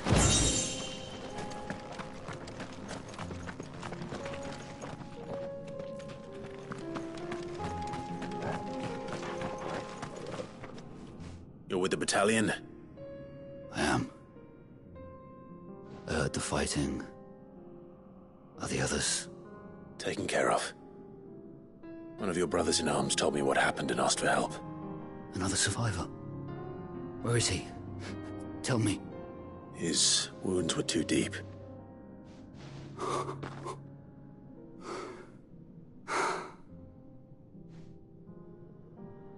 He was right to send you. Those things you slew are no longer my brothers. Tabor is safe thanks to you. Here, you've earned it.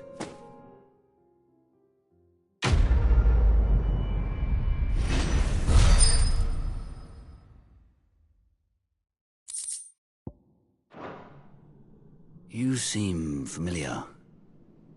Have we met? You must have me confused with someone else. Wait. That scar. Son of a whore. You're Sid. I was there, in Cosnis, when you killed my brothers. I was there in Rosalith, when you killed my commander. My war with Hugo Kupka is over. I bear no ill will toward those who followed him. What of my ill will? Coward! Draw your steel. Lord Kupka shall be avenged!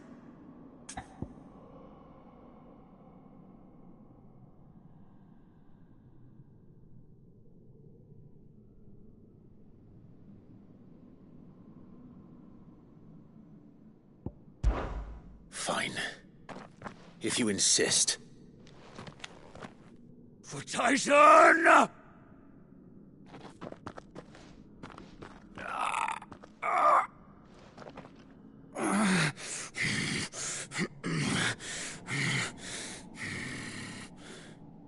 You're in no fit state to fight. And this should be easy for you. Come on. Kill me! For what? The sins of your master. You and I have no quarrel, and I will not strike a man who cannot defend himself. No. I won't be deceived. Lord Kupka told us of your crimes. You are an outlaw. A murderer, not some Man. Like you or anyone else. I am nothing like you. But if you're not gonna kill me, then go. Leave! Just know that I will find you, Sid. Someday.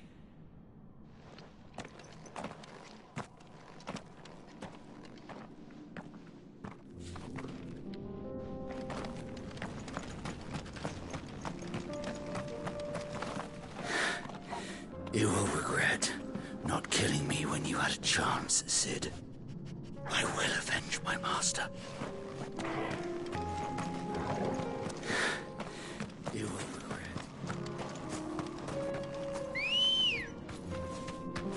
Let's go.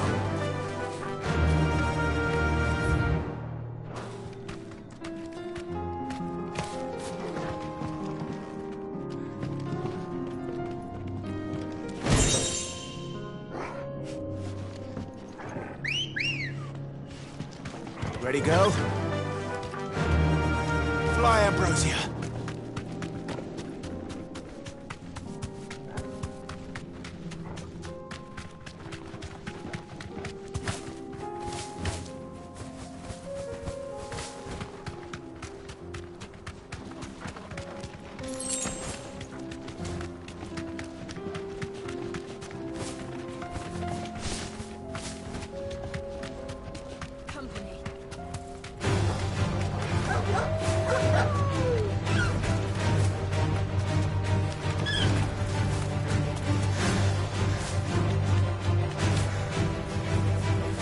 there.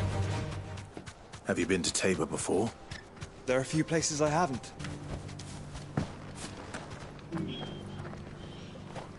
Welcome, travelers. We don't get many visitors here in Tabor.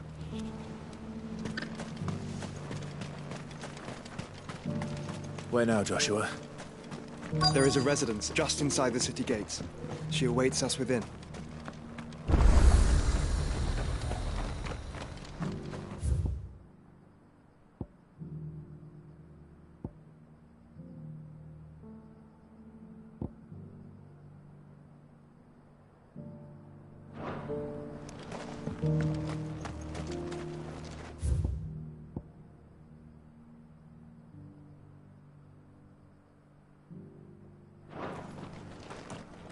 Here, take a look at my wares.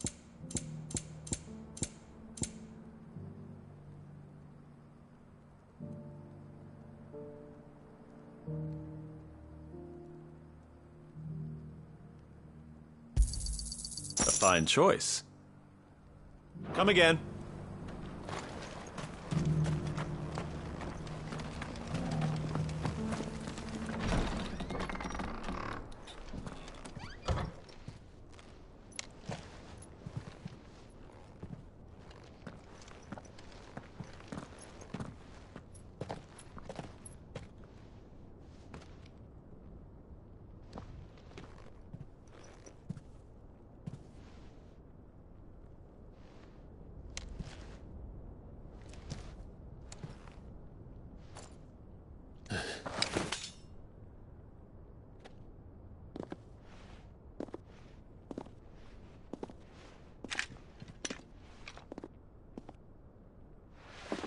My Lord Marquis, it is an honor. I am Yote, Knight of the Undying, charged with the protection of His Grace Joshua Rosfield, Keeper of the Flame of the Phoenix. Of course. It all makes sense now. Would you care to elaborate? The Undying are loyal servants to the ducal throne. Or more specifically, to its heir. They have served our family for generations, albeit from the shadows. Since their inception, they have been tasked with the preservation and enactment of the rites of ancestral communion. After the events at Phoenix Gate, it was the Undying who delivered me to safety. And since the day I left Rosaria, Yote has been my constant companion and protector. Without her sword, I would not have survived my journey across the realm. Rise, Lady Yote.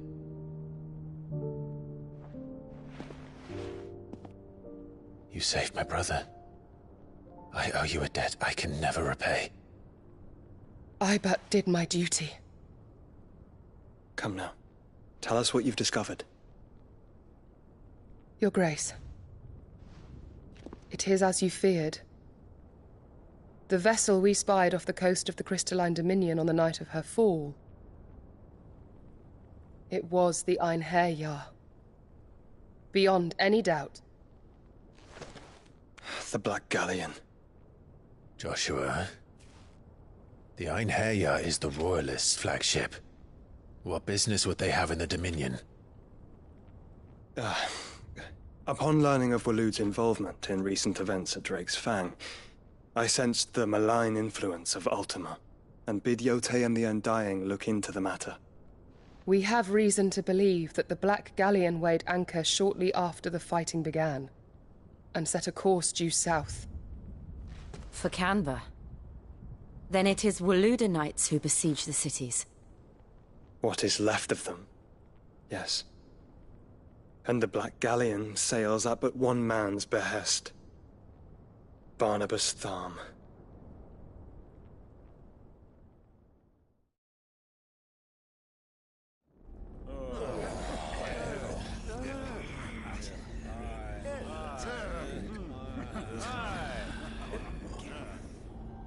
But are we truly safe here in the Agora?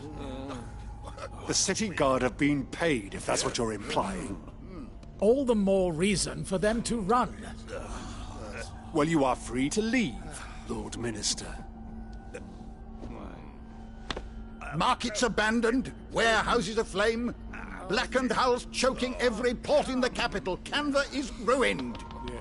The realm teeters on the brink of chaos, and all you can think about is commerce! Forgive us. We were not aware Dhalmekia now subsisted on charity. Quite. How dare you?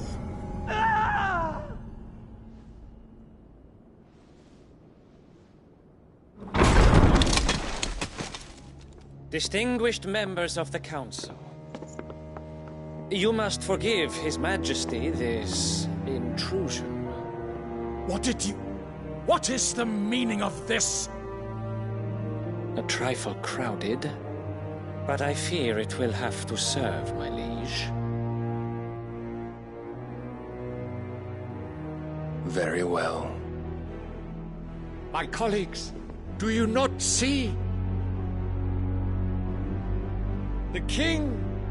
He has come to save us from the Akashic!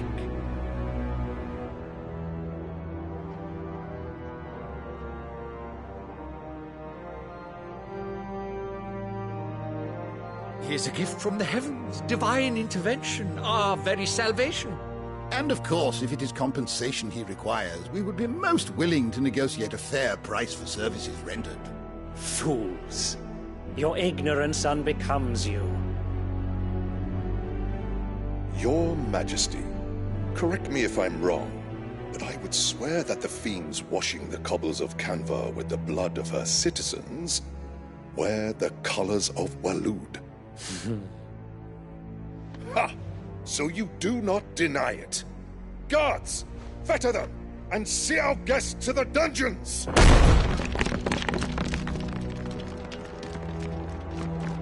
Enough.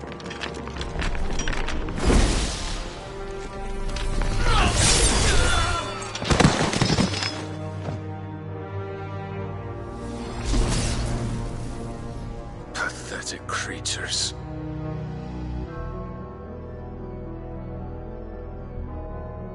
That you should imagine yourselves worthy of salvation. The girl is still here, somewhere in the city, her consciousness fair dripping with her late father's hubris. A consciousness to which Mythos is inextricably bound and inexorably drawn. See that he is made welcome. Yes, Your Majesty. Come, Mythos. Surely the prince's light cannot have sated you.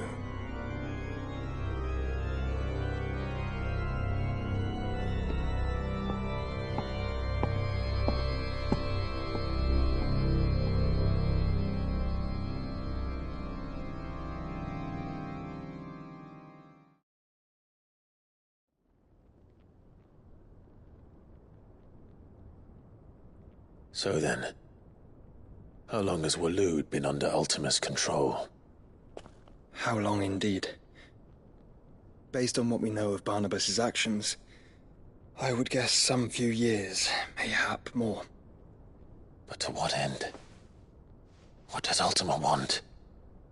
The tapestry. Show them.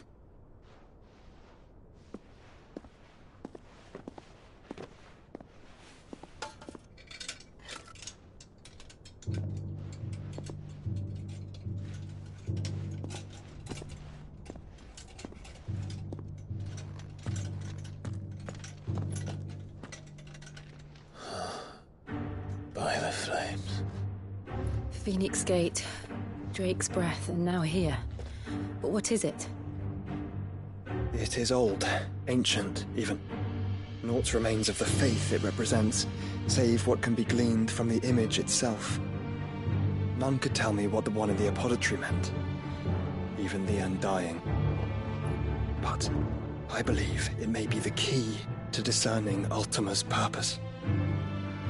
That figure in the center, the one beneath whom the icons congregate, that I believe to be Ultima. He is a god, or at least godlike, his very existence beyond our ken. The Icons, and by extension their dominants, are meant to be his subjects, and while some, like Barnabas, have accepted this role, others have rejected it. Like you, Clive, which is rather inconvenient, as it appears he needs you most of all. And gods don't like to be disobeyed. No, I don't suppose they do. Clive, may I tell Yote of the lake? By all means. Yote, I will be accompanying my brother to the Free Cities. Whilst we are afield, I would have you watch over those Clive has made his wards. Omielos delan tuisag ilith. Though well concealed, the hideaway lacks trained fighters to defend its occupants should they be discovered. But it is my duty to... As it has ever been my brother's duty, remember. If that is your wish, Your Grace. But please be safe. If aught were to befall you, You have my word.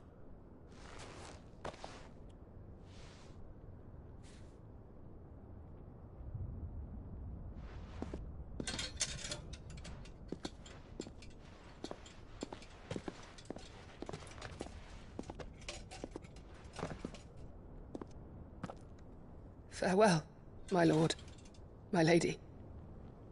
We are in your debt, Yote.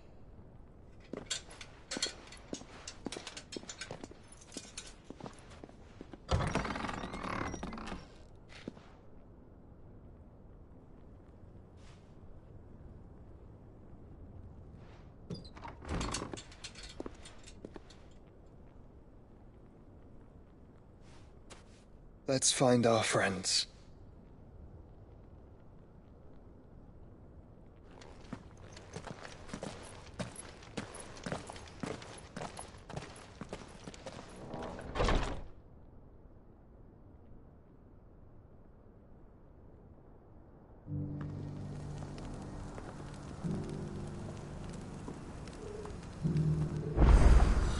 It's plain she cares for you very deeply.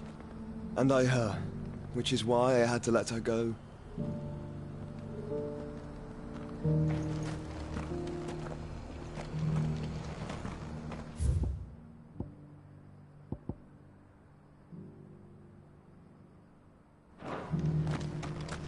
Opportunity beckons. What brings you to our humble village, young man? If it's our artisans you're here to see, then please. But do try not to interrupt their work.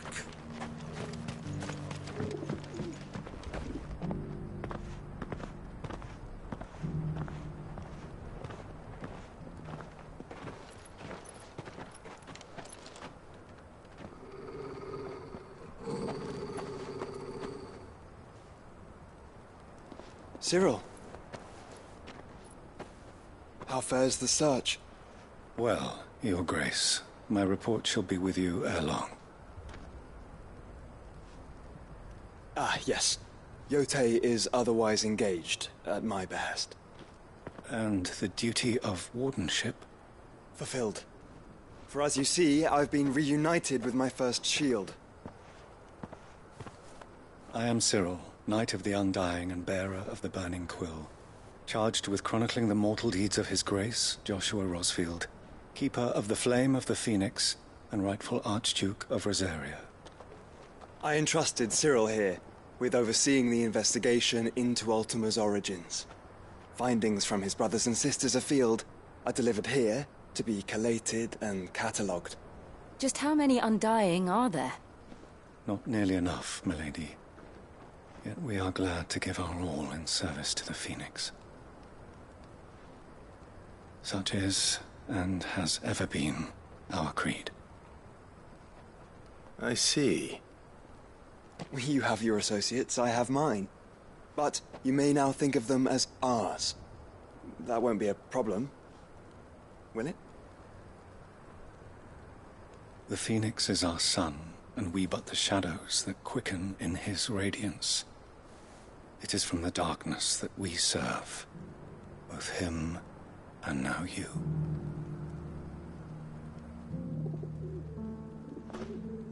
Pray accept this token.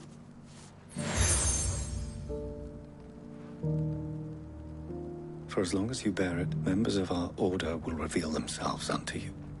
If there is nothing further. No. You are dismissed. Your Grace.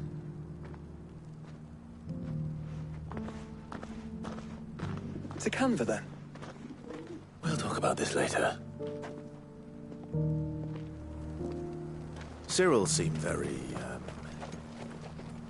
You certainly keep strange bedfellows, Joshua.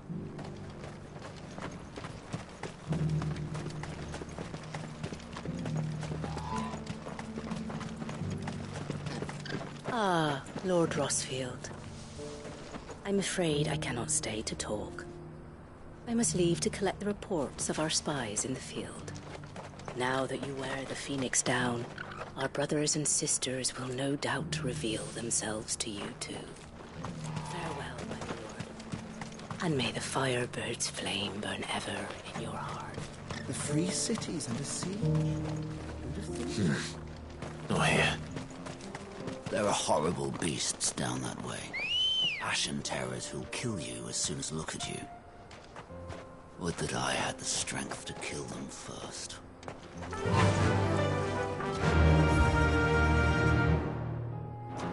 Run like the wind.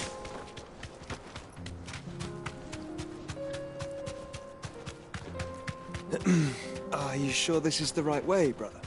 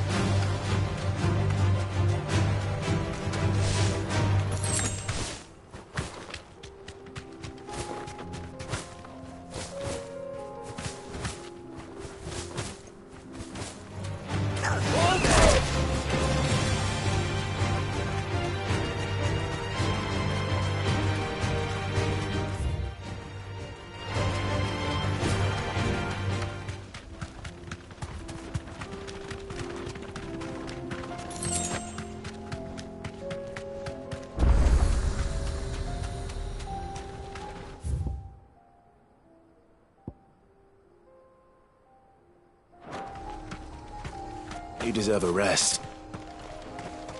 You lost, stranger. Wherever you're headed, it's back the way you came. Good girl.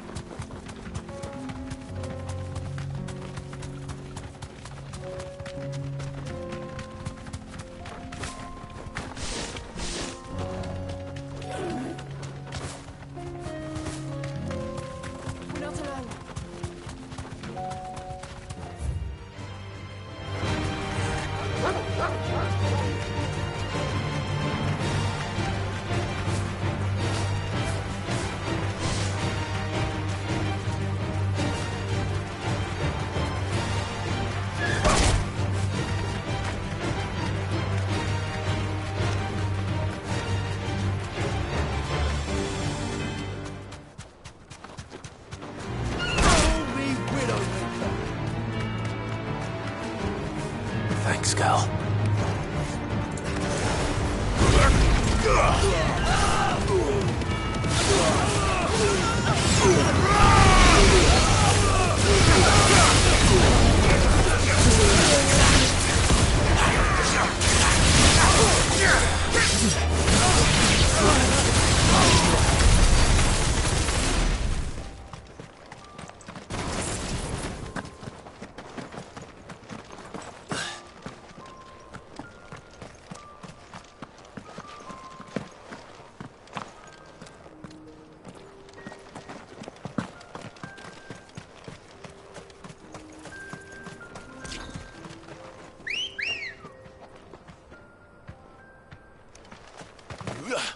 Come on.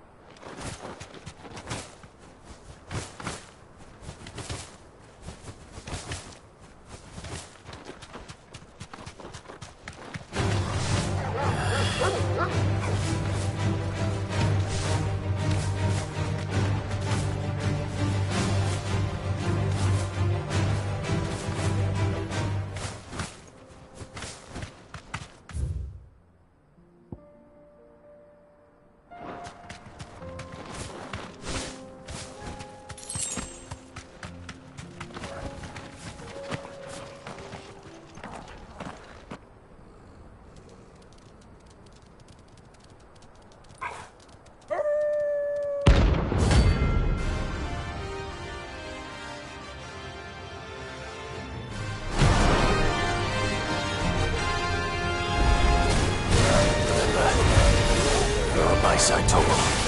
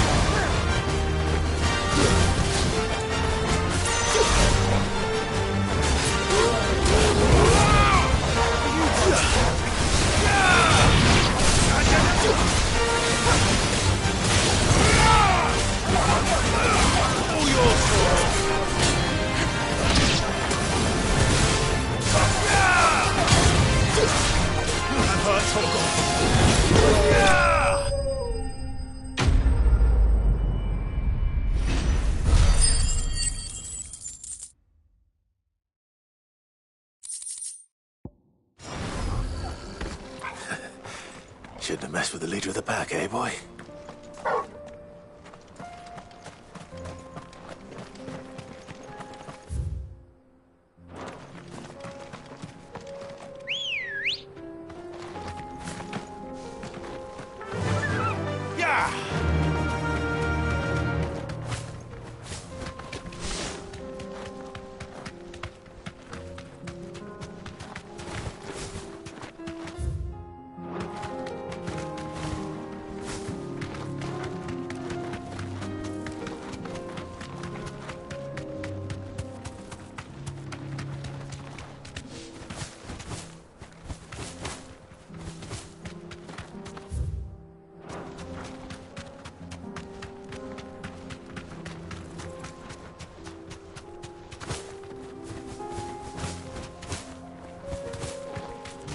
3 cities. I can walk from here. Who'd have thought it? Master Cyril.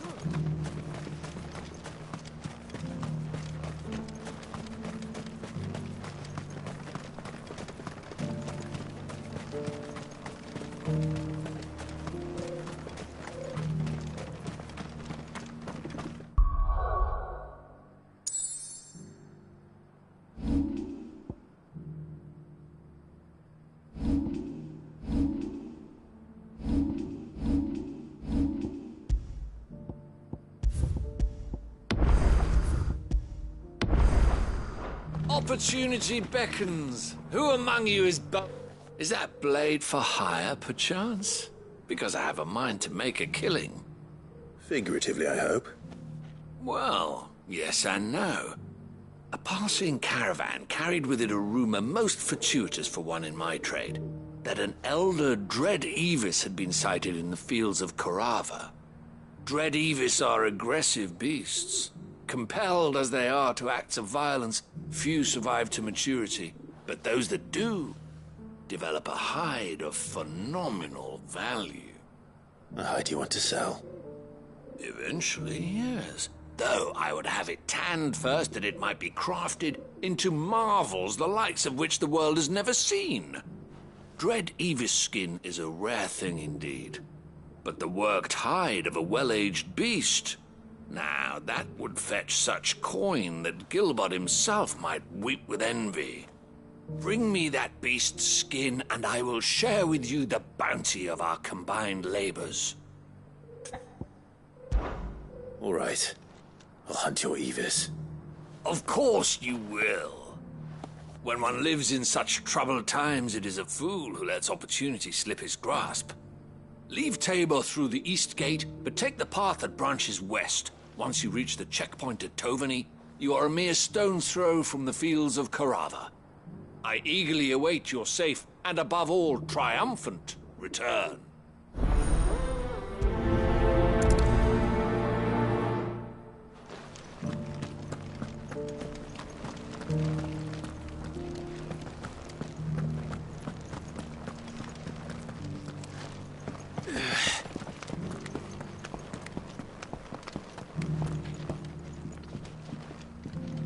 You wouldn't happen to have a decent whetstone in there, would you, madam? I'm sure I can find you something. So it's these stones to Canva, and the rest of the boxes to Dalamil.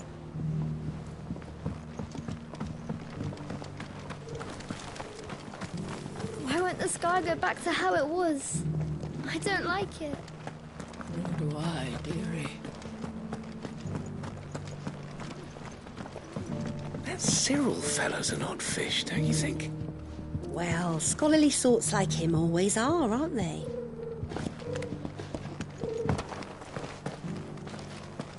How are those new boots treating you? They're fantastic. Soft as phoenix down, but tough. You there! Finally, no one was paying me the slightest heed. Is something wrong? At the university, the students would hang on my every word.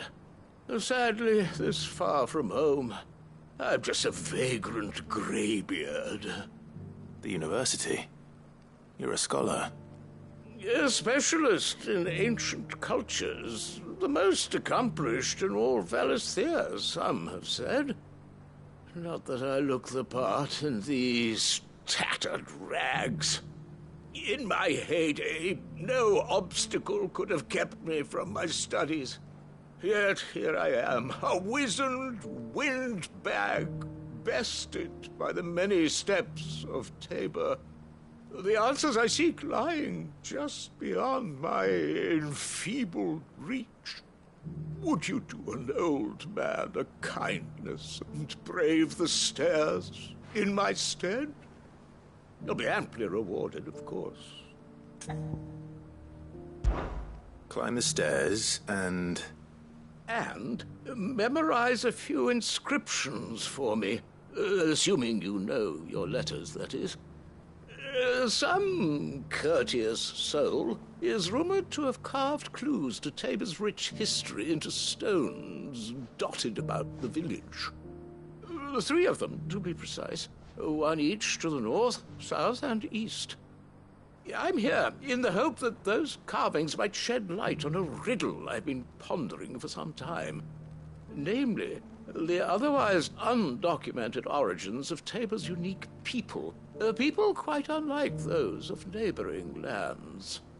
I can't promise I'll remember everything perfectly. Remember what you can. I'll piece together the rest.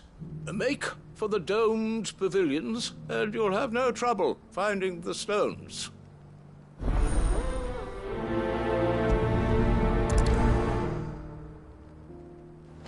If it wasn't for those domed roofs protecting the stones from the elements, the truth of Tabor's history would have been lost centuries ago.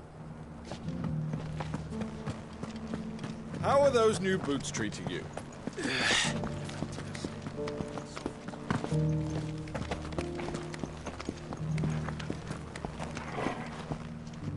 That Cyril fellow's an odd fish, don't you think?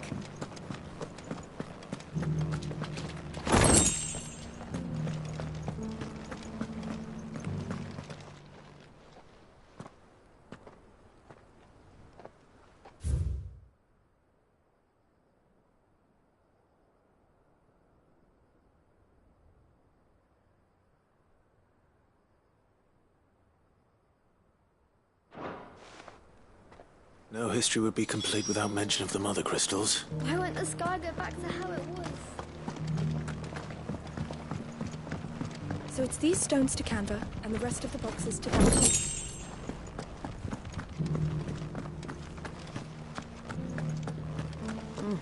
Not a scratch on them. Have you noticed the Elder has been coughing less?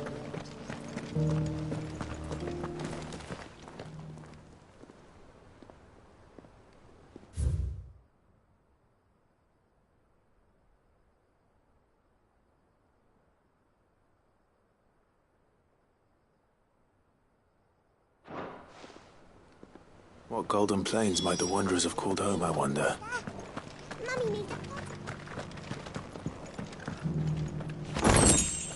That mark.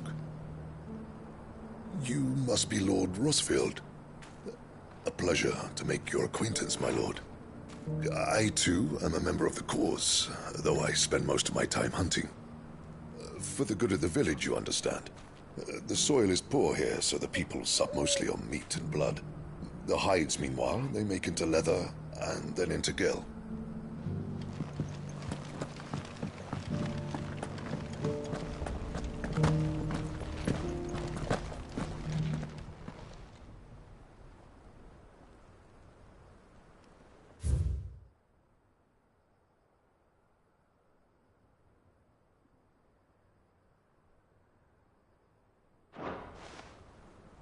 Farmers must have settled here in Tabor. I should speak to the old scholar before I forget everything I've read. The engravings were in good repair, considering their age. Oh, what that I could have seen for myself. Oh, come, don't tease me now. What did you learn of this place and its people? Let's start with the engraving to the south, shall we? What did it say?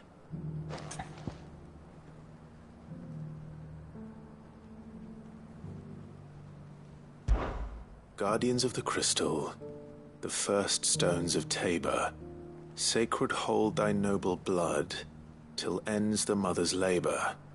I'm pretty sure that was it. Fascinating. It would seem the founders of this city were descendants of those fallen charged with protecting the mother crystals. But whatever could have driven the Guardians so far from their sacred charges, I wonder? The engraving to the north is next, I think. Wanderers of the Golden Plains, lay your roots in stone. With pride recall thy noble past, and make these rocks a home. Or, I think that was it, at least. No doubt you're right. There are vestiges of nomadic customs in Tabor its guardian roots could never account for. This is proving most enlightening. Now, for the final stone.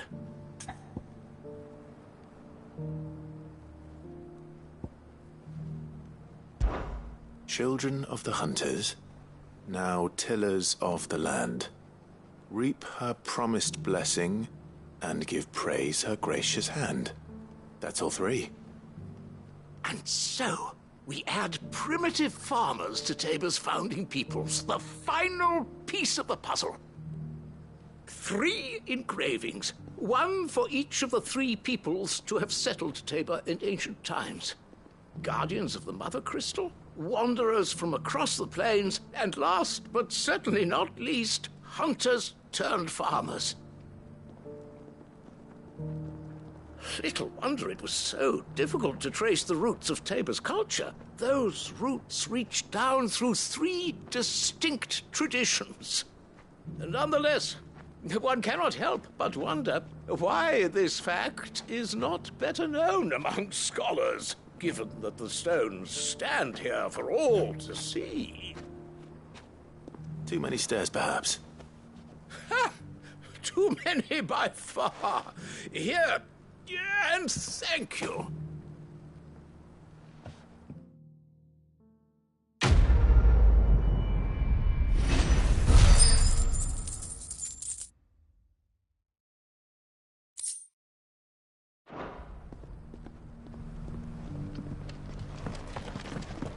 For years, I have pondered the mysteries of Tabor's founding.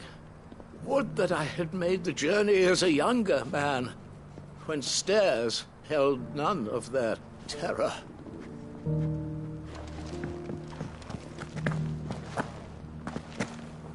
Careful how you pack that leather.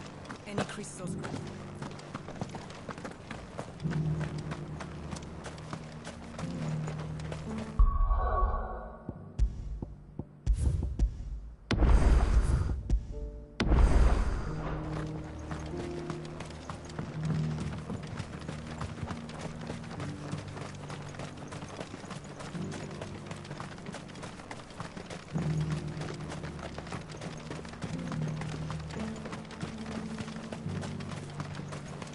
The free cities under siege.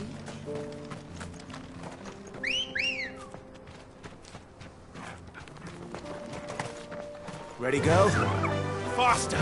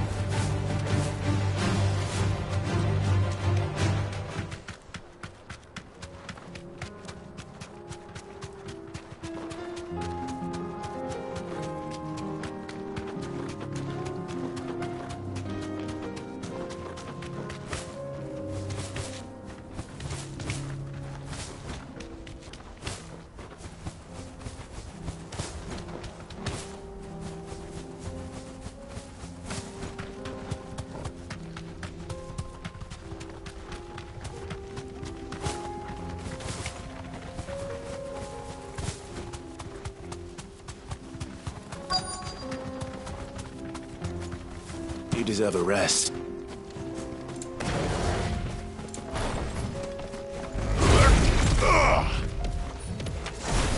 he may be, but it looks like there's still plenty of fighting in yet.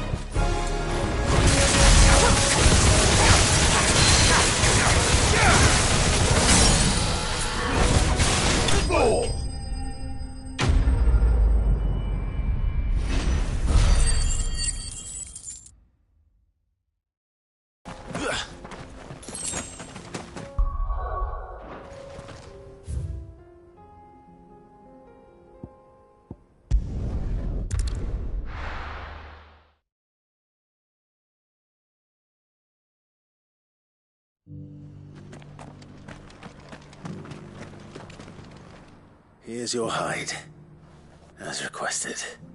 I worried you might never return. Quickly, let me see it. But you... This is everything I had hoped for, and more. Clearly, my trust in you was not misplaced. You must be a hunter of considerable talent to have bested the beast with nary a scratch. Join me as my honored partner. With my means and your might, we shall be as wealthy as the merchant kings of Zemeckis. I don't plan on making a habit of this. I'm busy enough as it is. Very well. Though I believe fate had a hand in our meeting, it would be unbecoming of me to beg. Do not allow me to keep you from being about your business. Here, for the hide.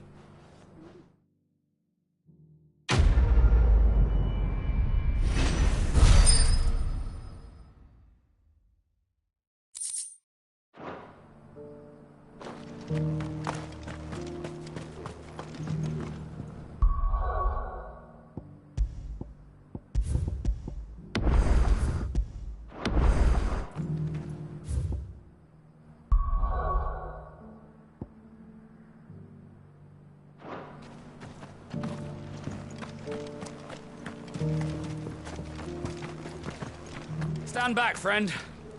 You don't want to get this stuff on you, believe me.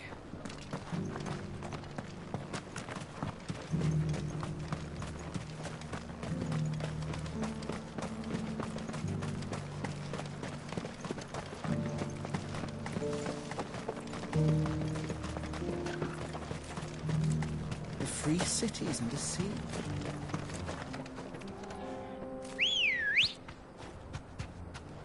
Good girl.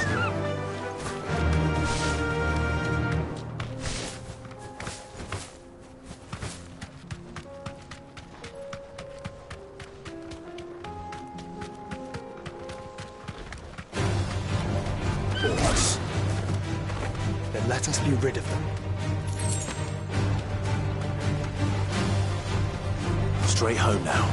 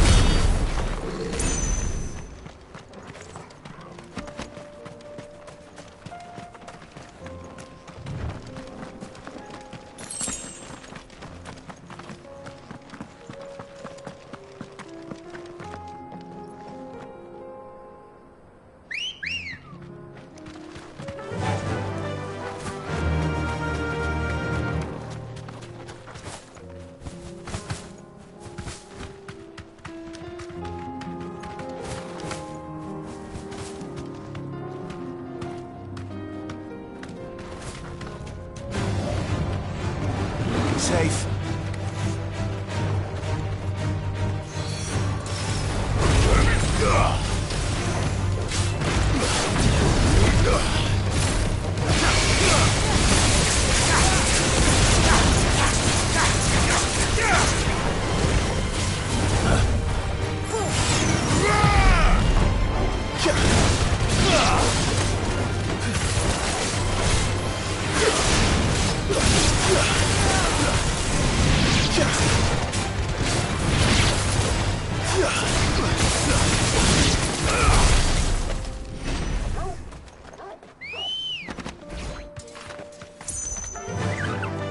Run like the wind.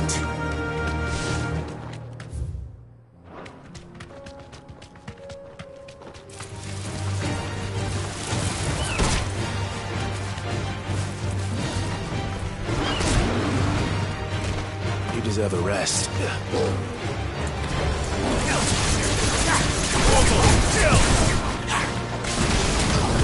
All yours, Mormon!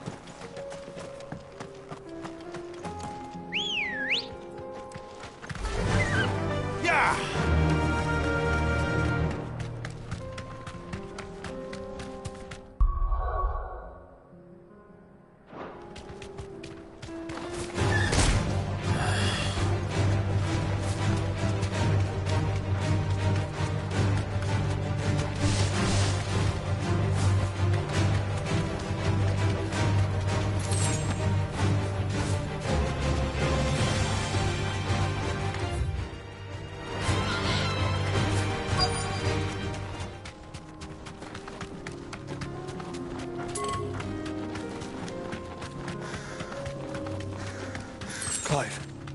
Smoke. Is the city fallen?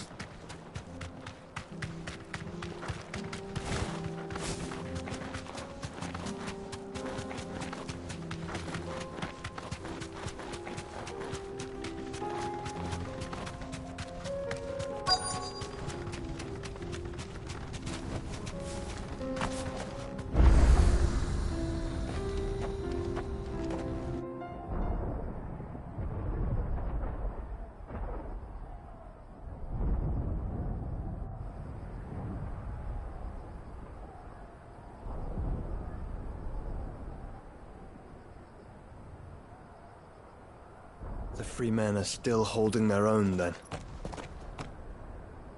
Do we have any idea where Gav and the others might be? There's a warehouse near the docks where we agreed to meet if there was any trouble. We should hurry.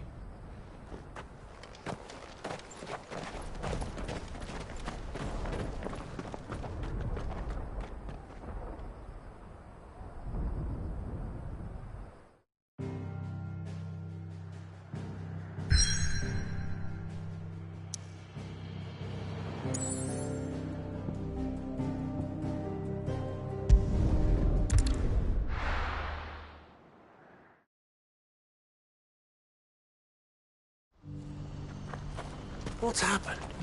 The guards at the gate are in a right of panic. They're saying twin sides.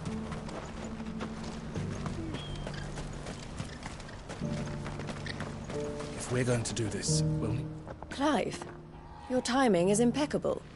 It just so happens that right at this very moment, we're in need of someone with your talents. And what talents would those be? Why, your fearlessness, and your skill with a blade. I'm listening. Well, as I'm sure you're aware, when these dark skies swept over the Republic, so too did a wave of chaos and confusion. Randalar has been particularly badly affected. Many of the capital's bearers have lost their masters, or taken the opportunity to flee them. None remain free for long, of course. Most find themselves under the protection of the Fist before they get far. But the army too is in disarray, and finds itself unable to provide for its new charges. Which means it has been looking to sell. And you've been looking to buy, to make sure these masterless bearers remain that way. Precisely. It's the perfect opportunity to free dozens more, and for an attractive price, no less. So where does my skill with a blade come in?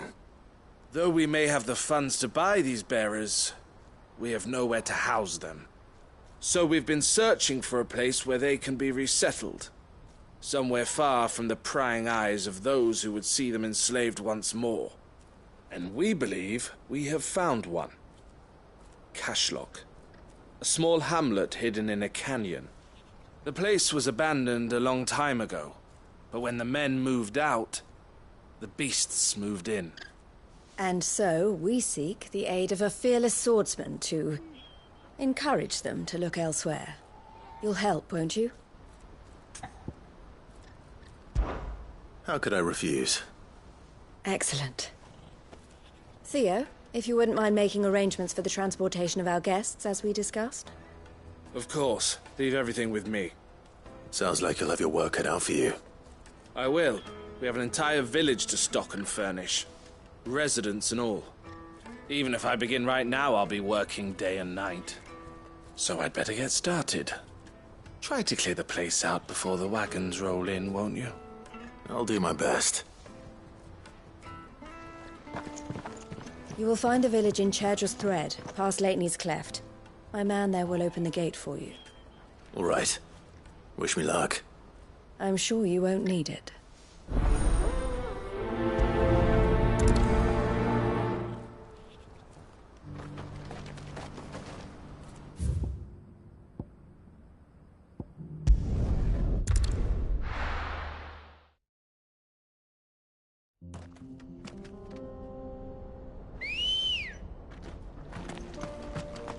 Come on.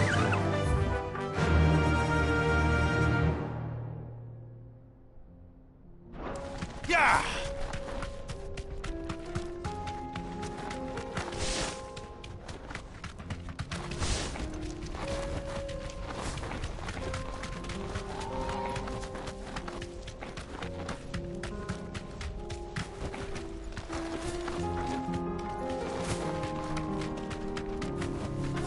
Thanks, Gal. Oh, you're a friend of the Crimson Caravans. And by the look of you, I'd say you were the help they told me was on its way. Cashlock's just down there, if you'd be so kind. Ready, go?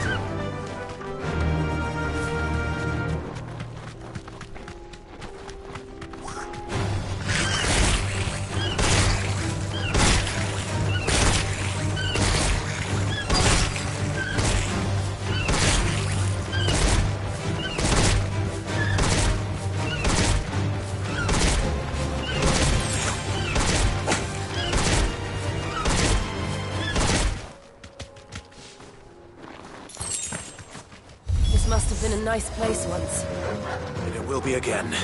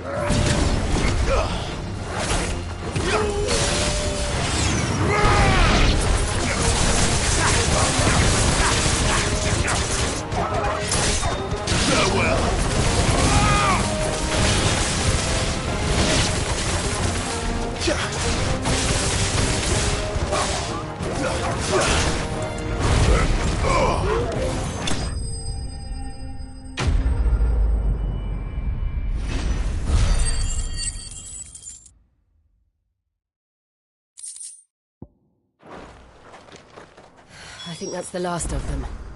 I think you're right. Let's head back to Boklat.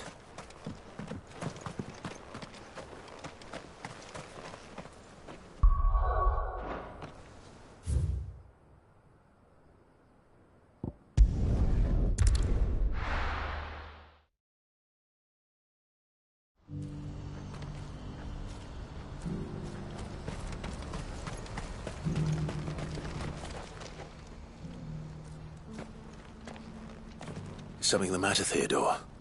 Quiet. Those are our terms. I trust that you will give them your full consideration. I shall. Thank you.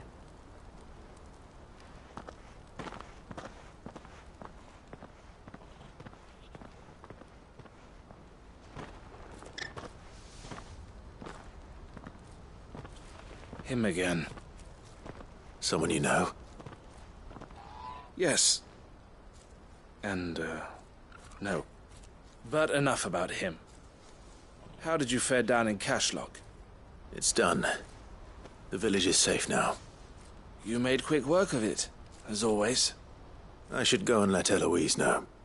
Don't let me keep you. But Clive, don't tell her I was watching her, will you? She'll only get upset. I'll explain everything once you've finished with your report. All right. We'll speak then.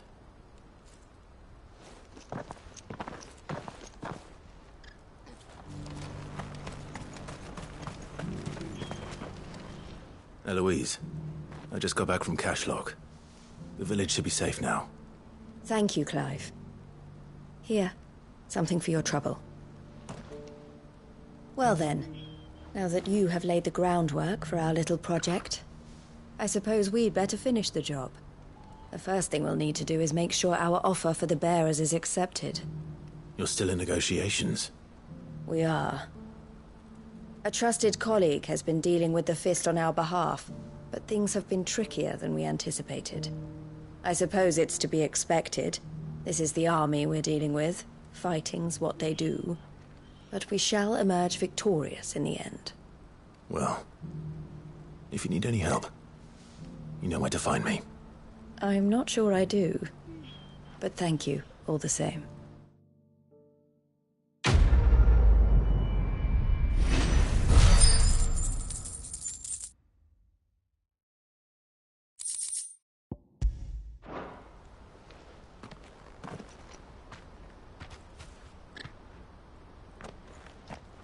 Ah, Clive.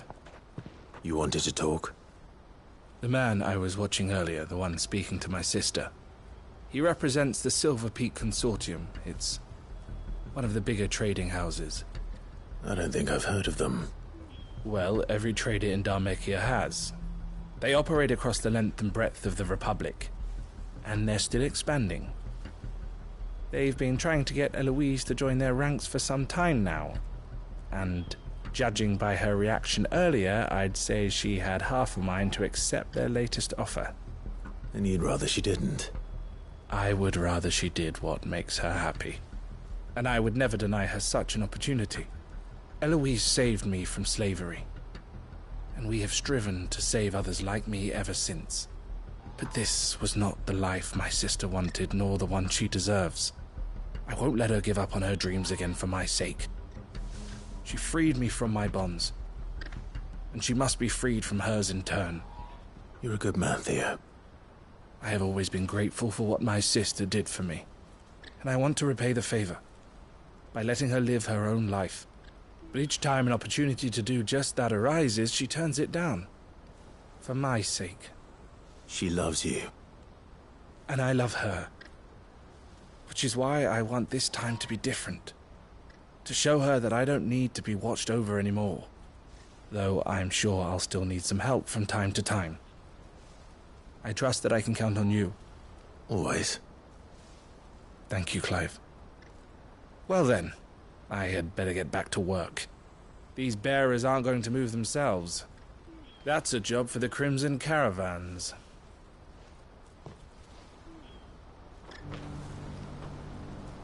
This could well be the last commission the Crimson Caravans undertakes. Under present management, at least. But don't tell my sister I said that, will you?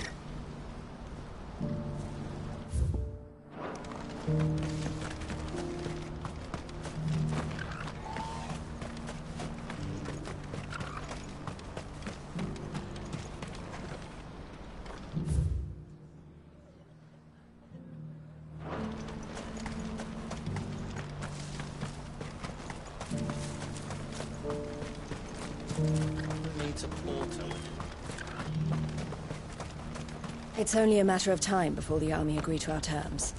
You'll see.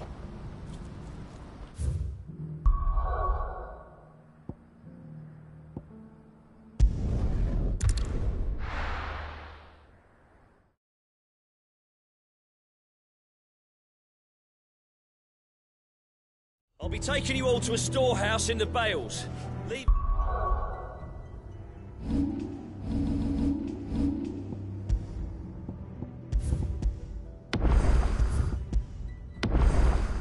Anything you don't need behind.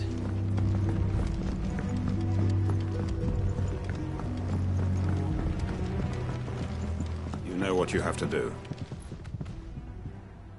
Clive, I fear that I must bid you farewell. As you know, our time grows short. The Lord Chief Justice's vultures are circling. We must strike now. Before we part, I want you to know that, though I may not always have been your most vocal ally, I trust you, as I trusted your predecessor. Thank you. I appreciate the sentiment, and I understand more than anyone how you feel. But is revenge really the answer? It is the one I found, and it is all that I have lived for since that day. But what of Lostwing? Everything you've built. I built Lostwing to achieve this aim. Once it is done, the village will have served its purpose. My comrades and I are sure of our cause, and we shall fight to the last, come what may. But there are those among us who cannot fight. Children, the elderly, bearers afflicted by the curse. I would place Lostwing in their hands, if I thought it would do them any good. But a village home only to the frail and the infirm is not likely to stay a safe haven for long. And so, Clive, I find myself turning to you once more. Will you take them to your hideaway, that they might live even should Lostwing die? I will. Thank you. I will not have it said that I did not see to the well-being of those who rallied to my cause. The people I speak of have withdrawn to Gotan's Bales, away from danger in case the Black Shields strike. Understood. I'll make sure they get to the hideaway safely. Then the last of my preparations are complete. Fare you well, Clive. And may Griga guide us. All of us.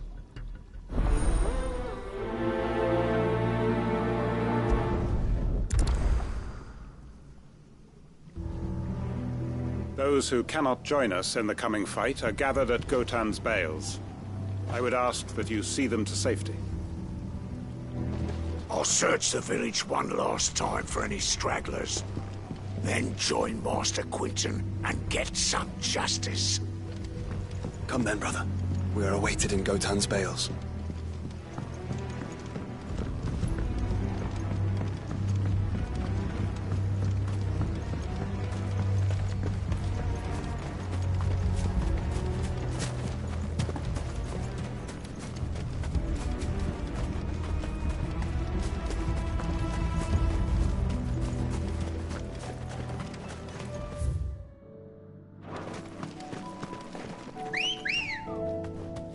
Good girl.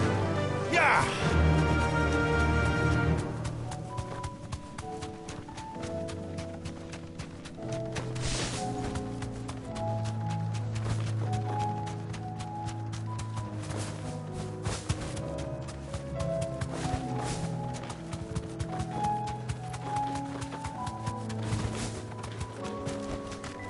No need to ride from here.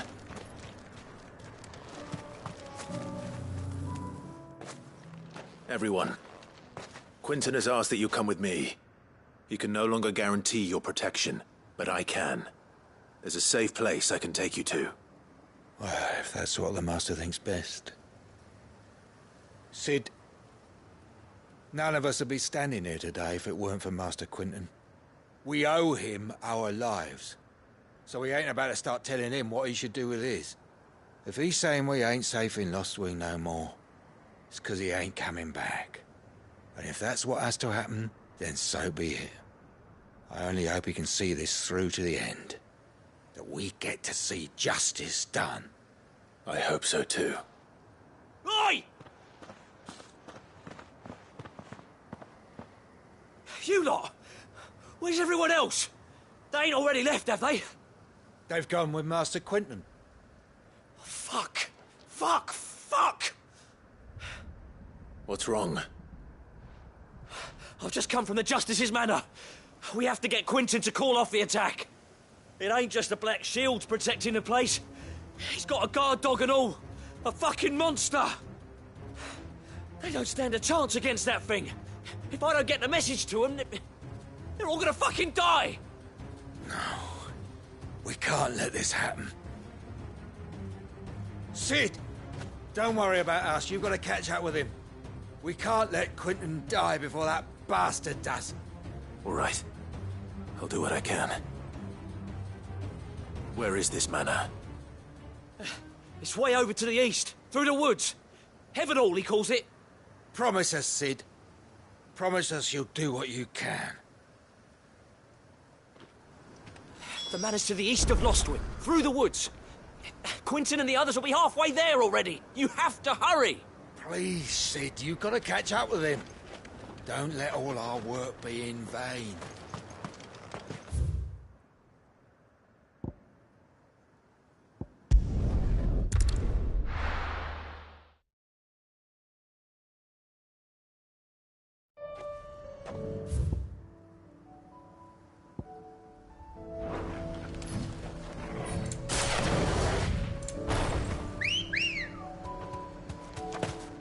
Good girl.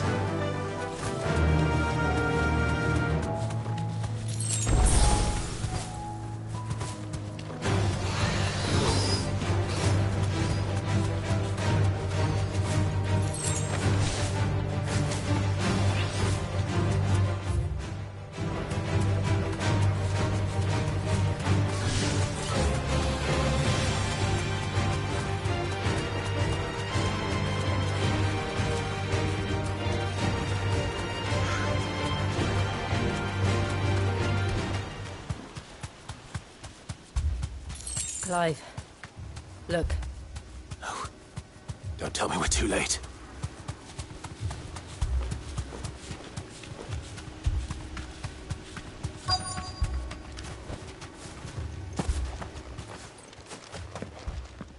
Quinton, are you all right? No. But I am alive. Which is more than I can say for my comrades. They followed me without question all the way here. And they died. For nothing.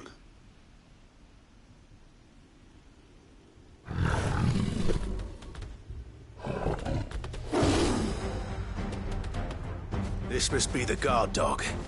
Quinton. I'll hold it off. You go. But... your comrades didn't die for nothing. They died for you. Don't let their sacrifice be in vain. I won't. Come on, then. That is no mere guard dog. No. Just a rabid beast that needs to be put down.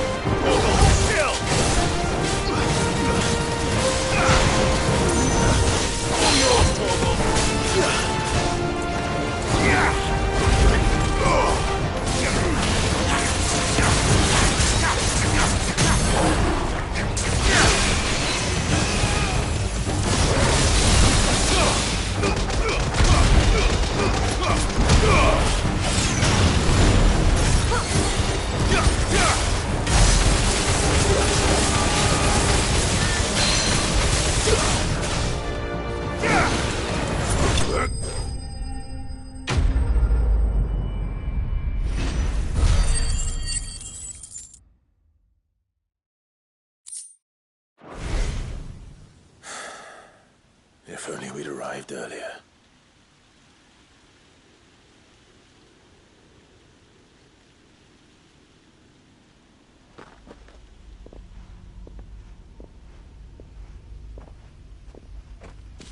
Is it over? It is. He wept and begged for mercy. And I cut him from ear to ear, just as I dreamed of doing all these years. All my plans, building a haven in Lostwing, freeing bearers from their chains and recruiting them to my cause. It was all for this.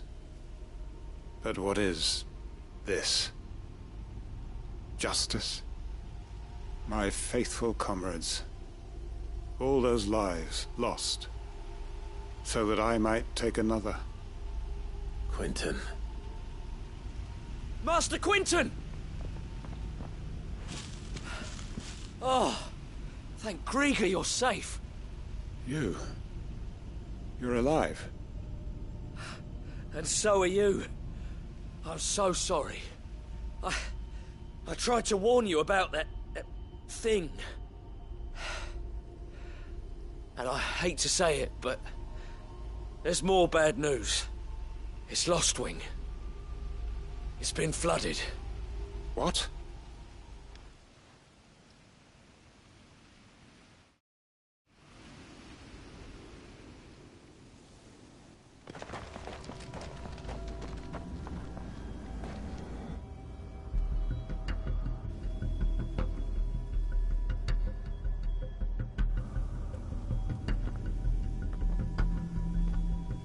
Lostwing. My Lostwing. And look who's here. They must have stolen in after we left, just before the flood struck. What if there are still people in there? Don't be a fool!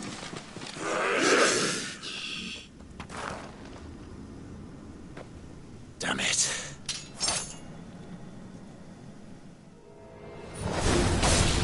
Richard's not going to last long in there.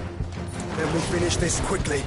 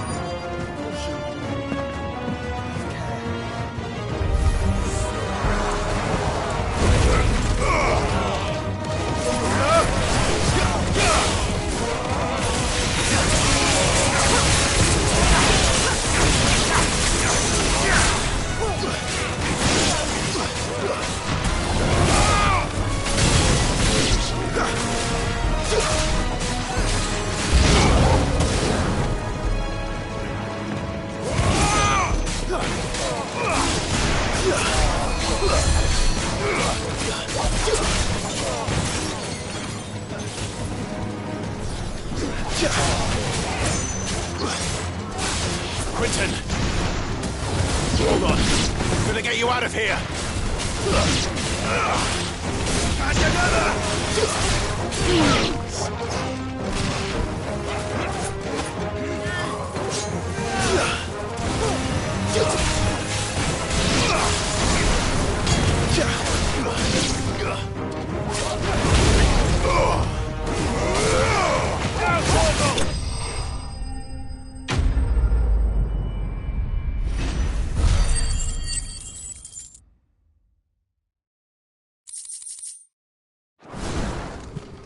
need to get back to Quentin.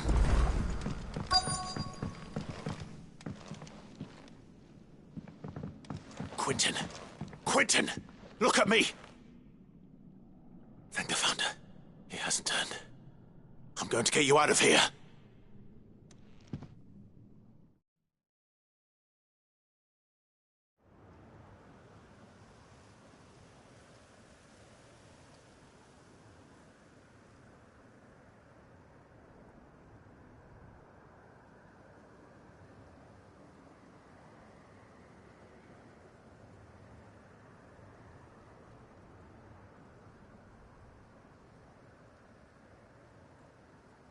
Welcome back to the land of the living.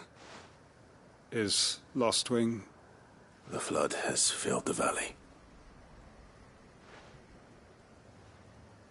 I see. Then all is at an end.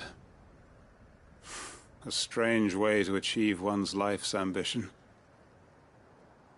No, Master Quentin. Save your strength. Why?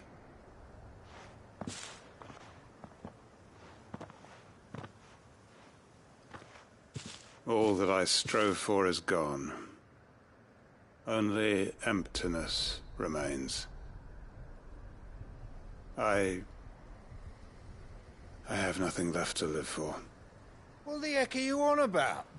You've got us, ain't you? Don't try telling me you only freed us so you could get revenge. We're more than that to you, and we all know it. I thought you weren't coming back. But I prayed, and you did. There's got to be a reason for that, right? Can't we just go back to how it was? You know, you looking after us all. Your work ain't over yet, Master Quentin. We believed that you were the right man to lead us, and we still do. Your village may be lost, but it seems your people aren't. So long as you remain to guide them. But why? After what why would anyone follow me? 'Cause we're family, aren't we? Family? Yeah, and all our comrades who went with you, they felt the same. Lostwing weren't just a village. It was all of us. It was. And as long as we're still here, it is too. We can start again. Build a new Lostwing, right here in the Bales.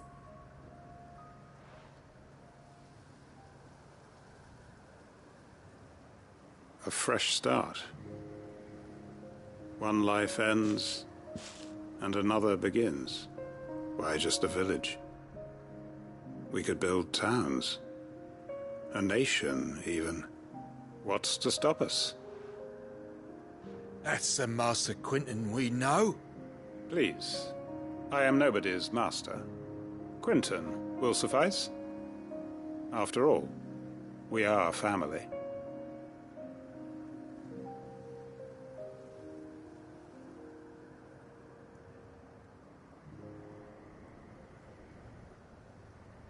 Permit me to withdraw my request. I will no longer be needing your help in looking after my people. I'll pretend you never asked. But you must be rewarded for your efforts on our behalf. You saved my life twice over. And more besides. A bottle or two of your finest red will suffice. Of course. Nothing but the best. And I have a feeling that this year's vintage will be the finest yet. If you don't mind waiting, that is. I look forward to it.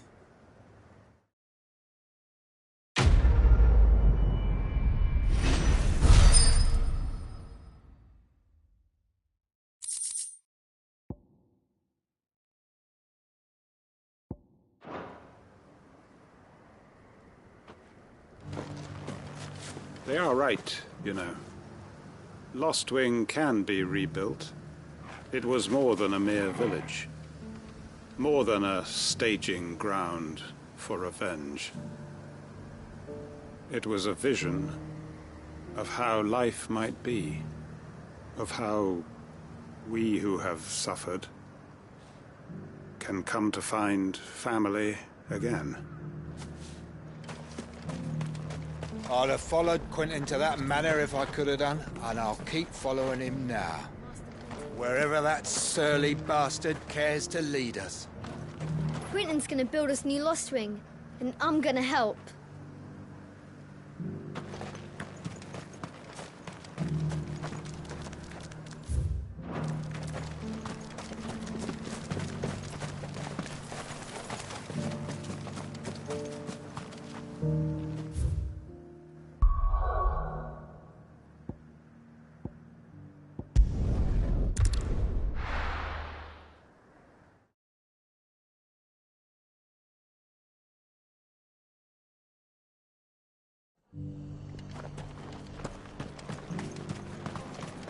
Wonderful creatures, chocobos are.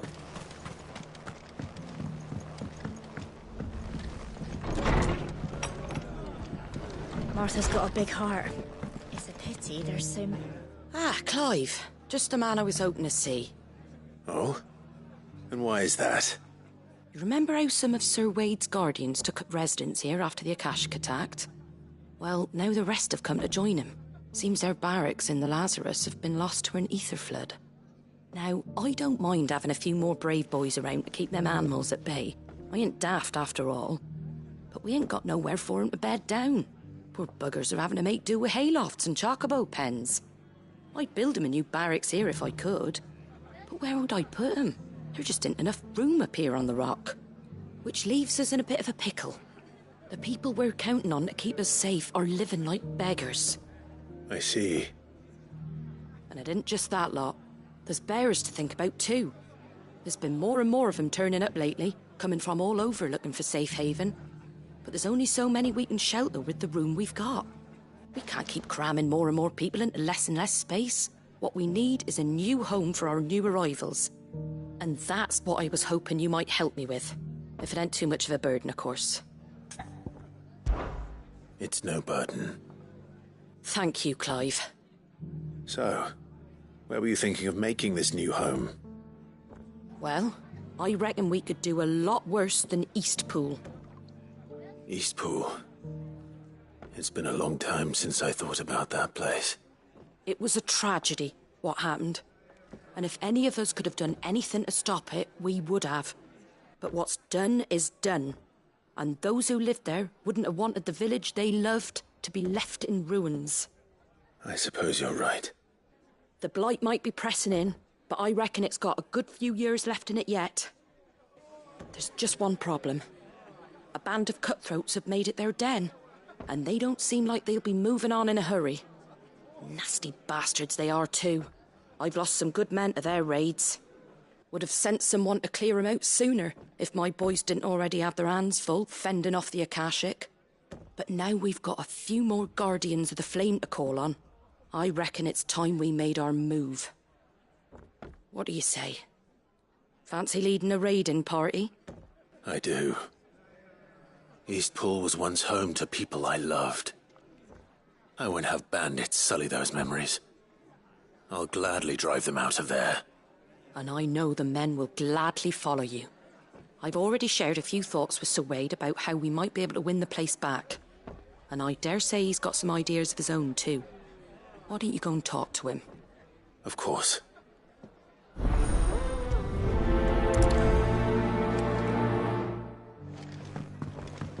Reckon Eastpool would make a nice little home for a few bearers and guardians with a mind to make a go of it. Once those blasted bandits have been sent packing, that is. Back to Eastpool, then. Not just yet. Let's hear Wade's plan first. I'm all for making this town a welcoming place, but... hospitality has its limits. If you're wondering how this place got so busy, blame the ether.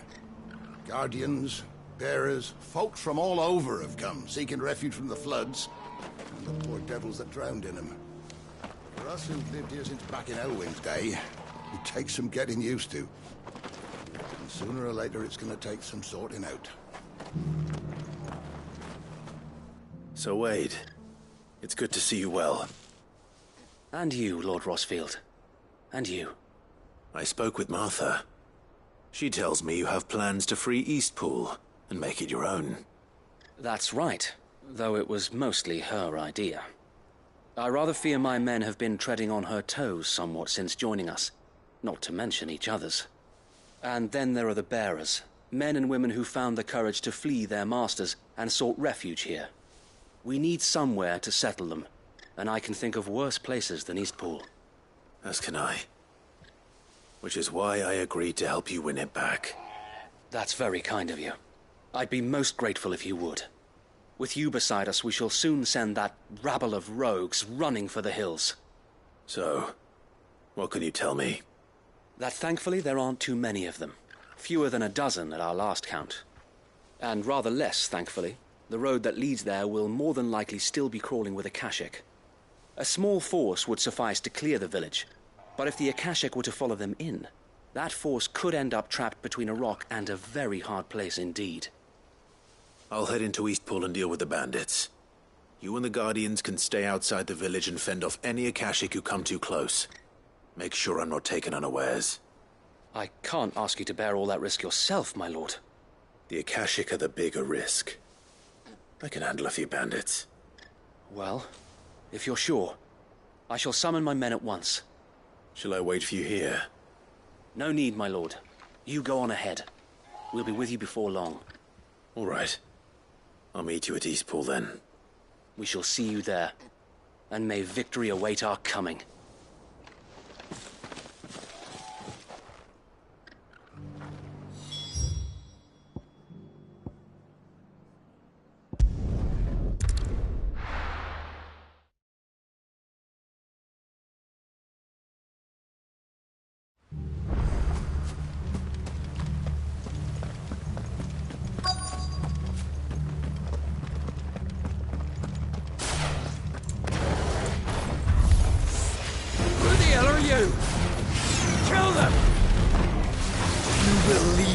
Or face the consequences.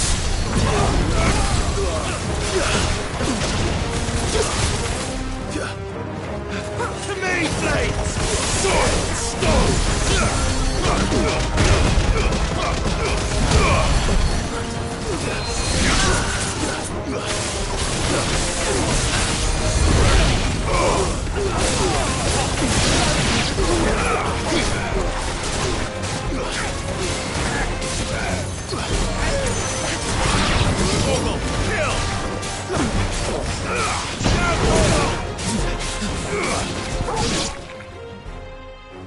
That's the end of that, then.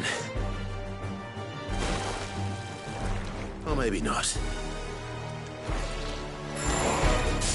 What's that thing doing here? Doesn't matter. It goes too. Too slow.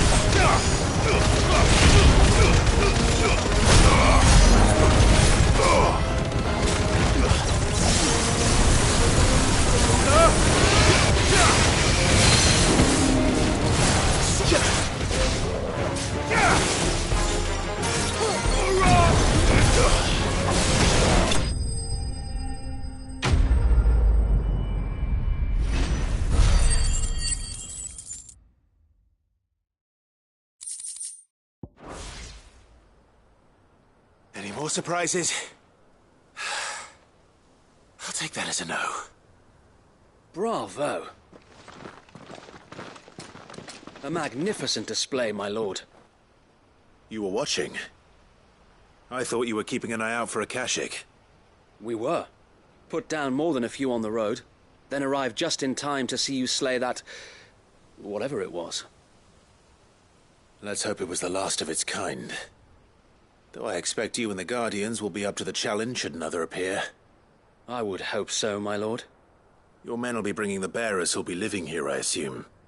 It might be best to send word for them to come right away, before any other unsavory characters move in. Of course. I'll send orders for them to depart immediately. Leave it with me, my lord.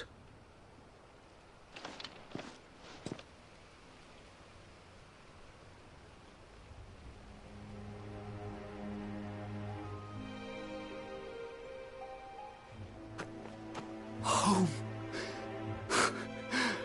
Without masters. No. We're the masters now. Our lives are our own at last. That's all of them. And not a single Akashek in sight. Now to begin the important work of rebuilding the place. It won't be easy. Especially not after 5 years of beasts and blackguards having their wicked way with the place. The masonry might still be sturdy enough, but half the beams are rotted. Those that weren't lost in the fire or burned by the bandits, that is. It'll take a bit of elbow grease, but we'll see Eastpool rise again. Just you wait. So wait. Lady Hannah is buried here. If you don't mind, I'd like Oscar to join the rebuilding efforts. He should be a part of this. Of course. I couldn't agree more. I'll let Martha know that everyone arrived safely. If you need anything more, you have only to send a Stolas. And we will, my lord. Safe travels. Eastpool lives again. Let's go and tell Martha the good news. First things first, we'll need to get a few of these roofs seen to. Wouldn't want to be caught in a storm without any shelter. I'd better get this well back in working order. If we're gonna live here, we'll need something to drink.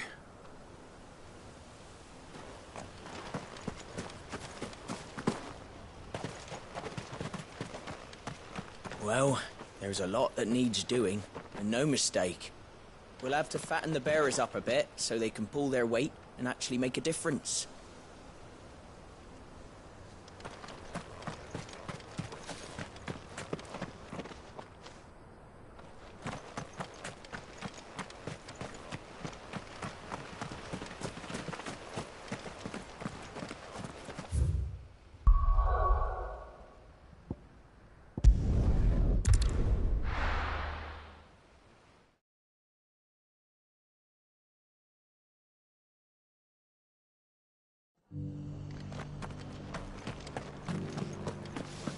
Guardians of the Flame were true friends to the rest.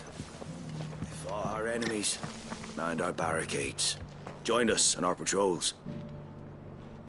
Now they're gone, I suppose it's back to double shifts.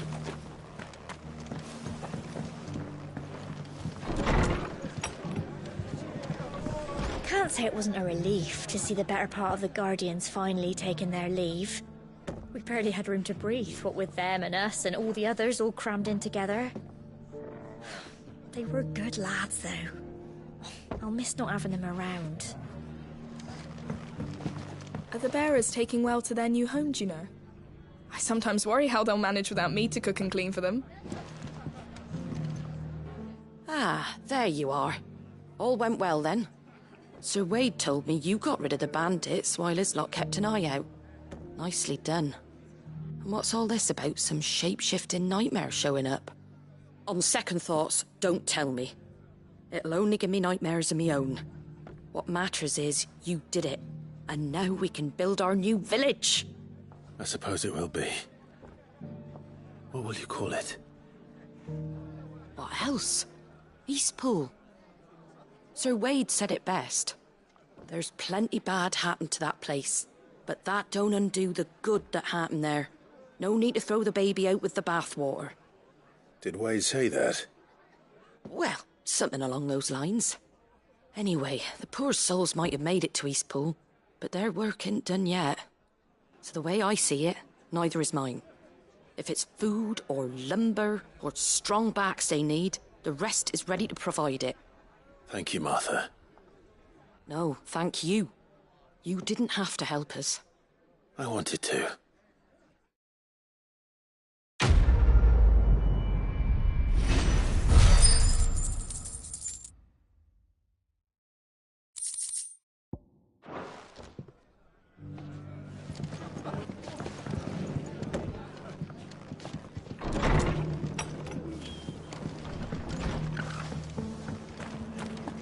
I think we're all of us glad to see the bearers and the guardians find a home for themselves over in Eastpool. Not least because it feels like we finally got ours back. And for that, I can't thank you enough. Just because the heavens have gone to Rackaroon, it doesn't mean we have to. Nearly done. I've got greens of all shapes and...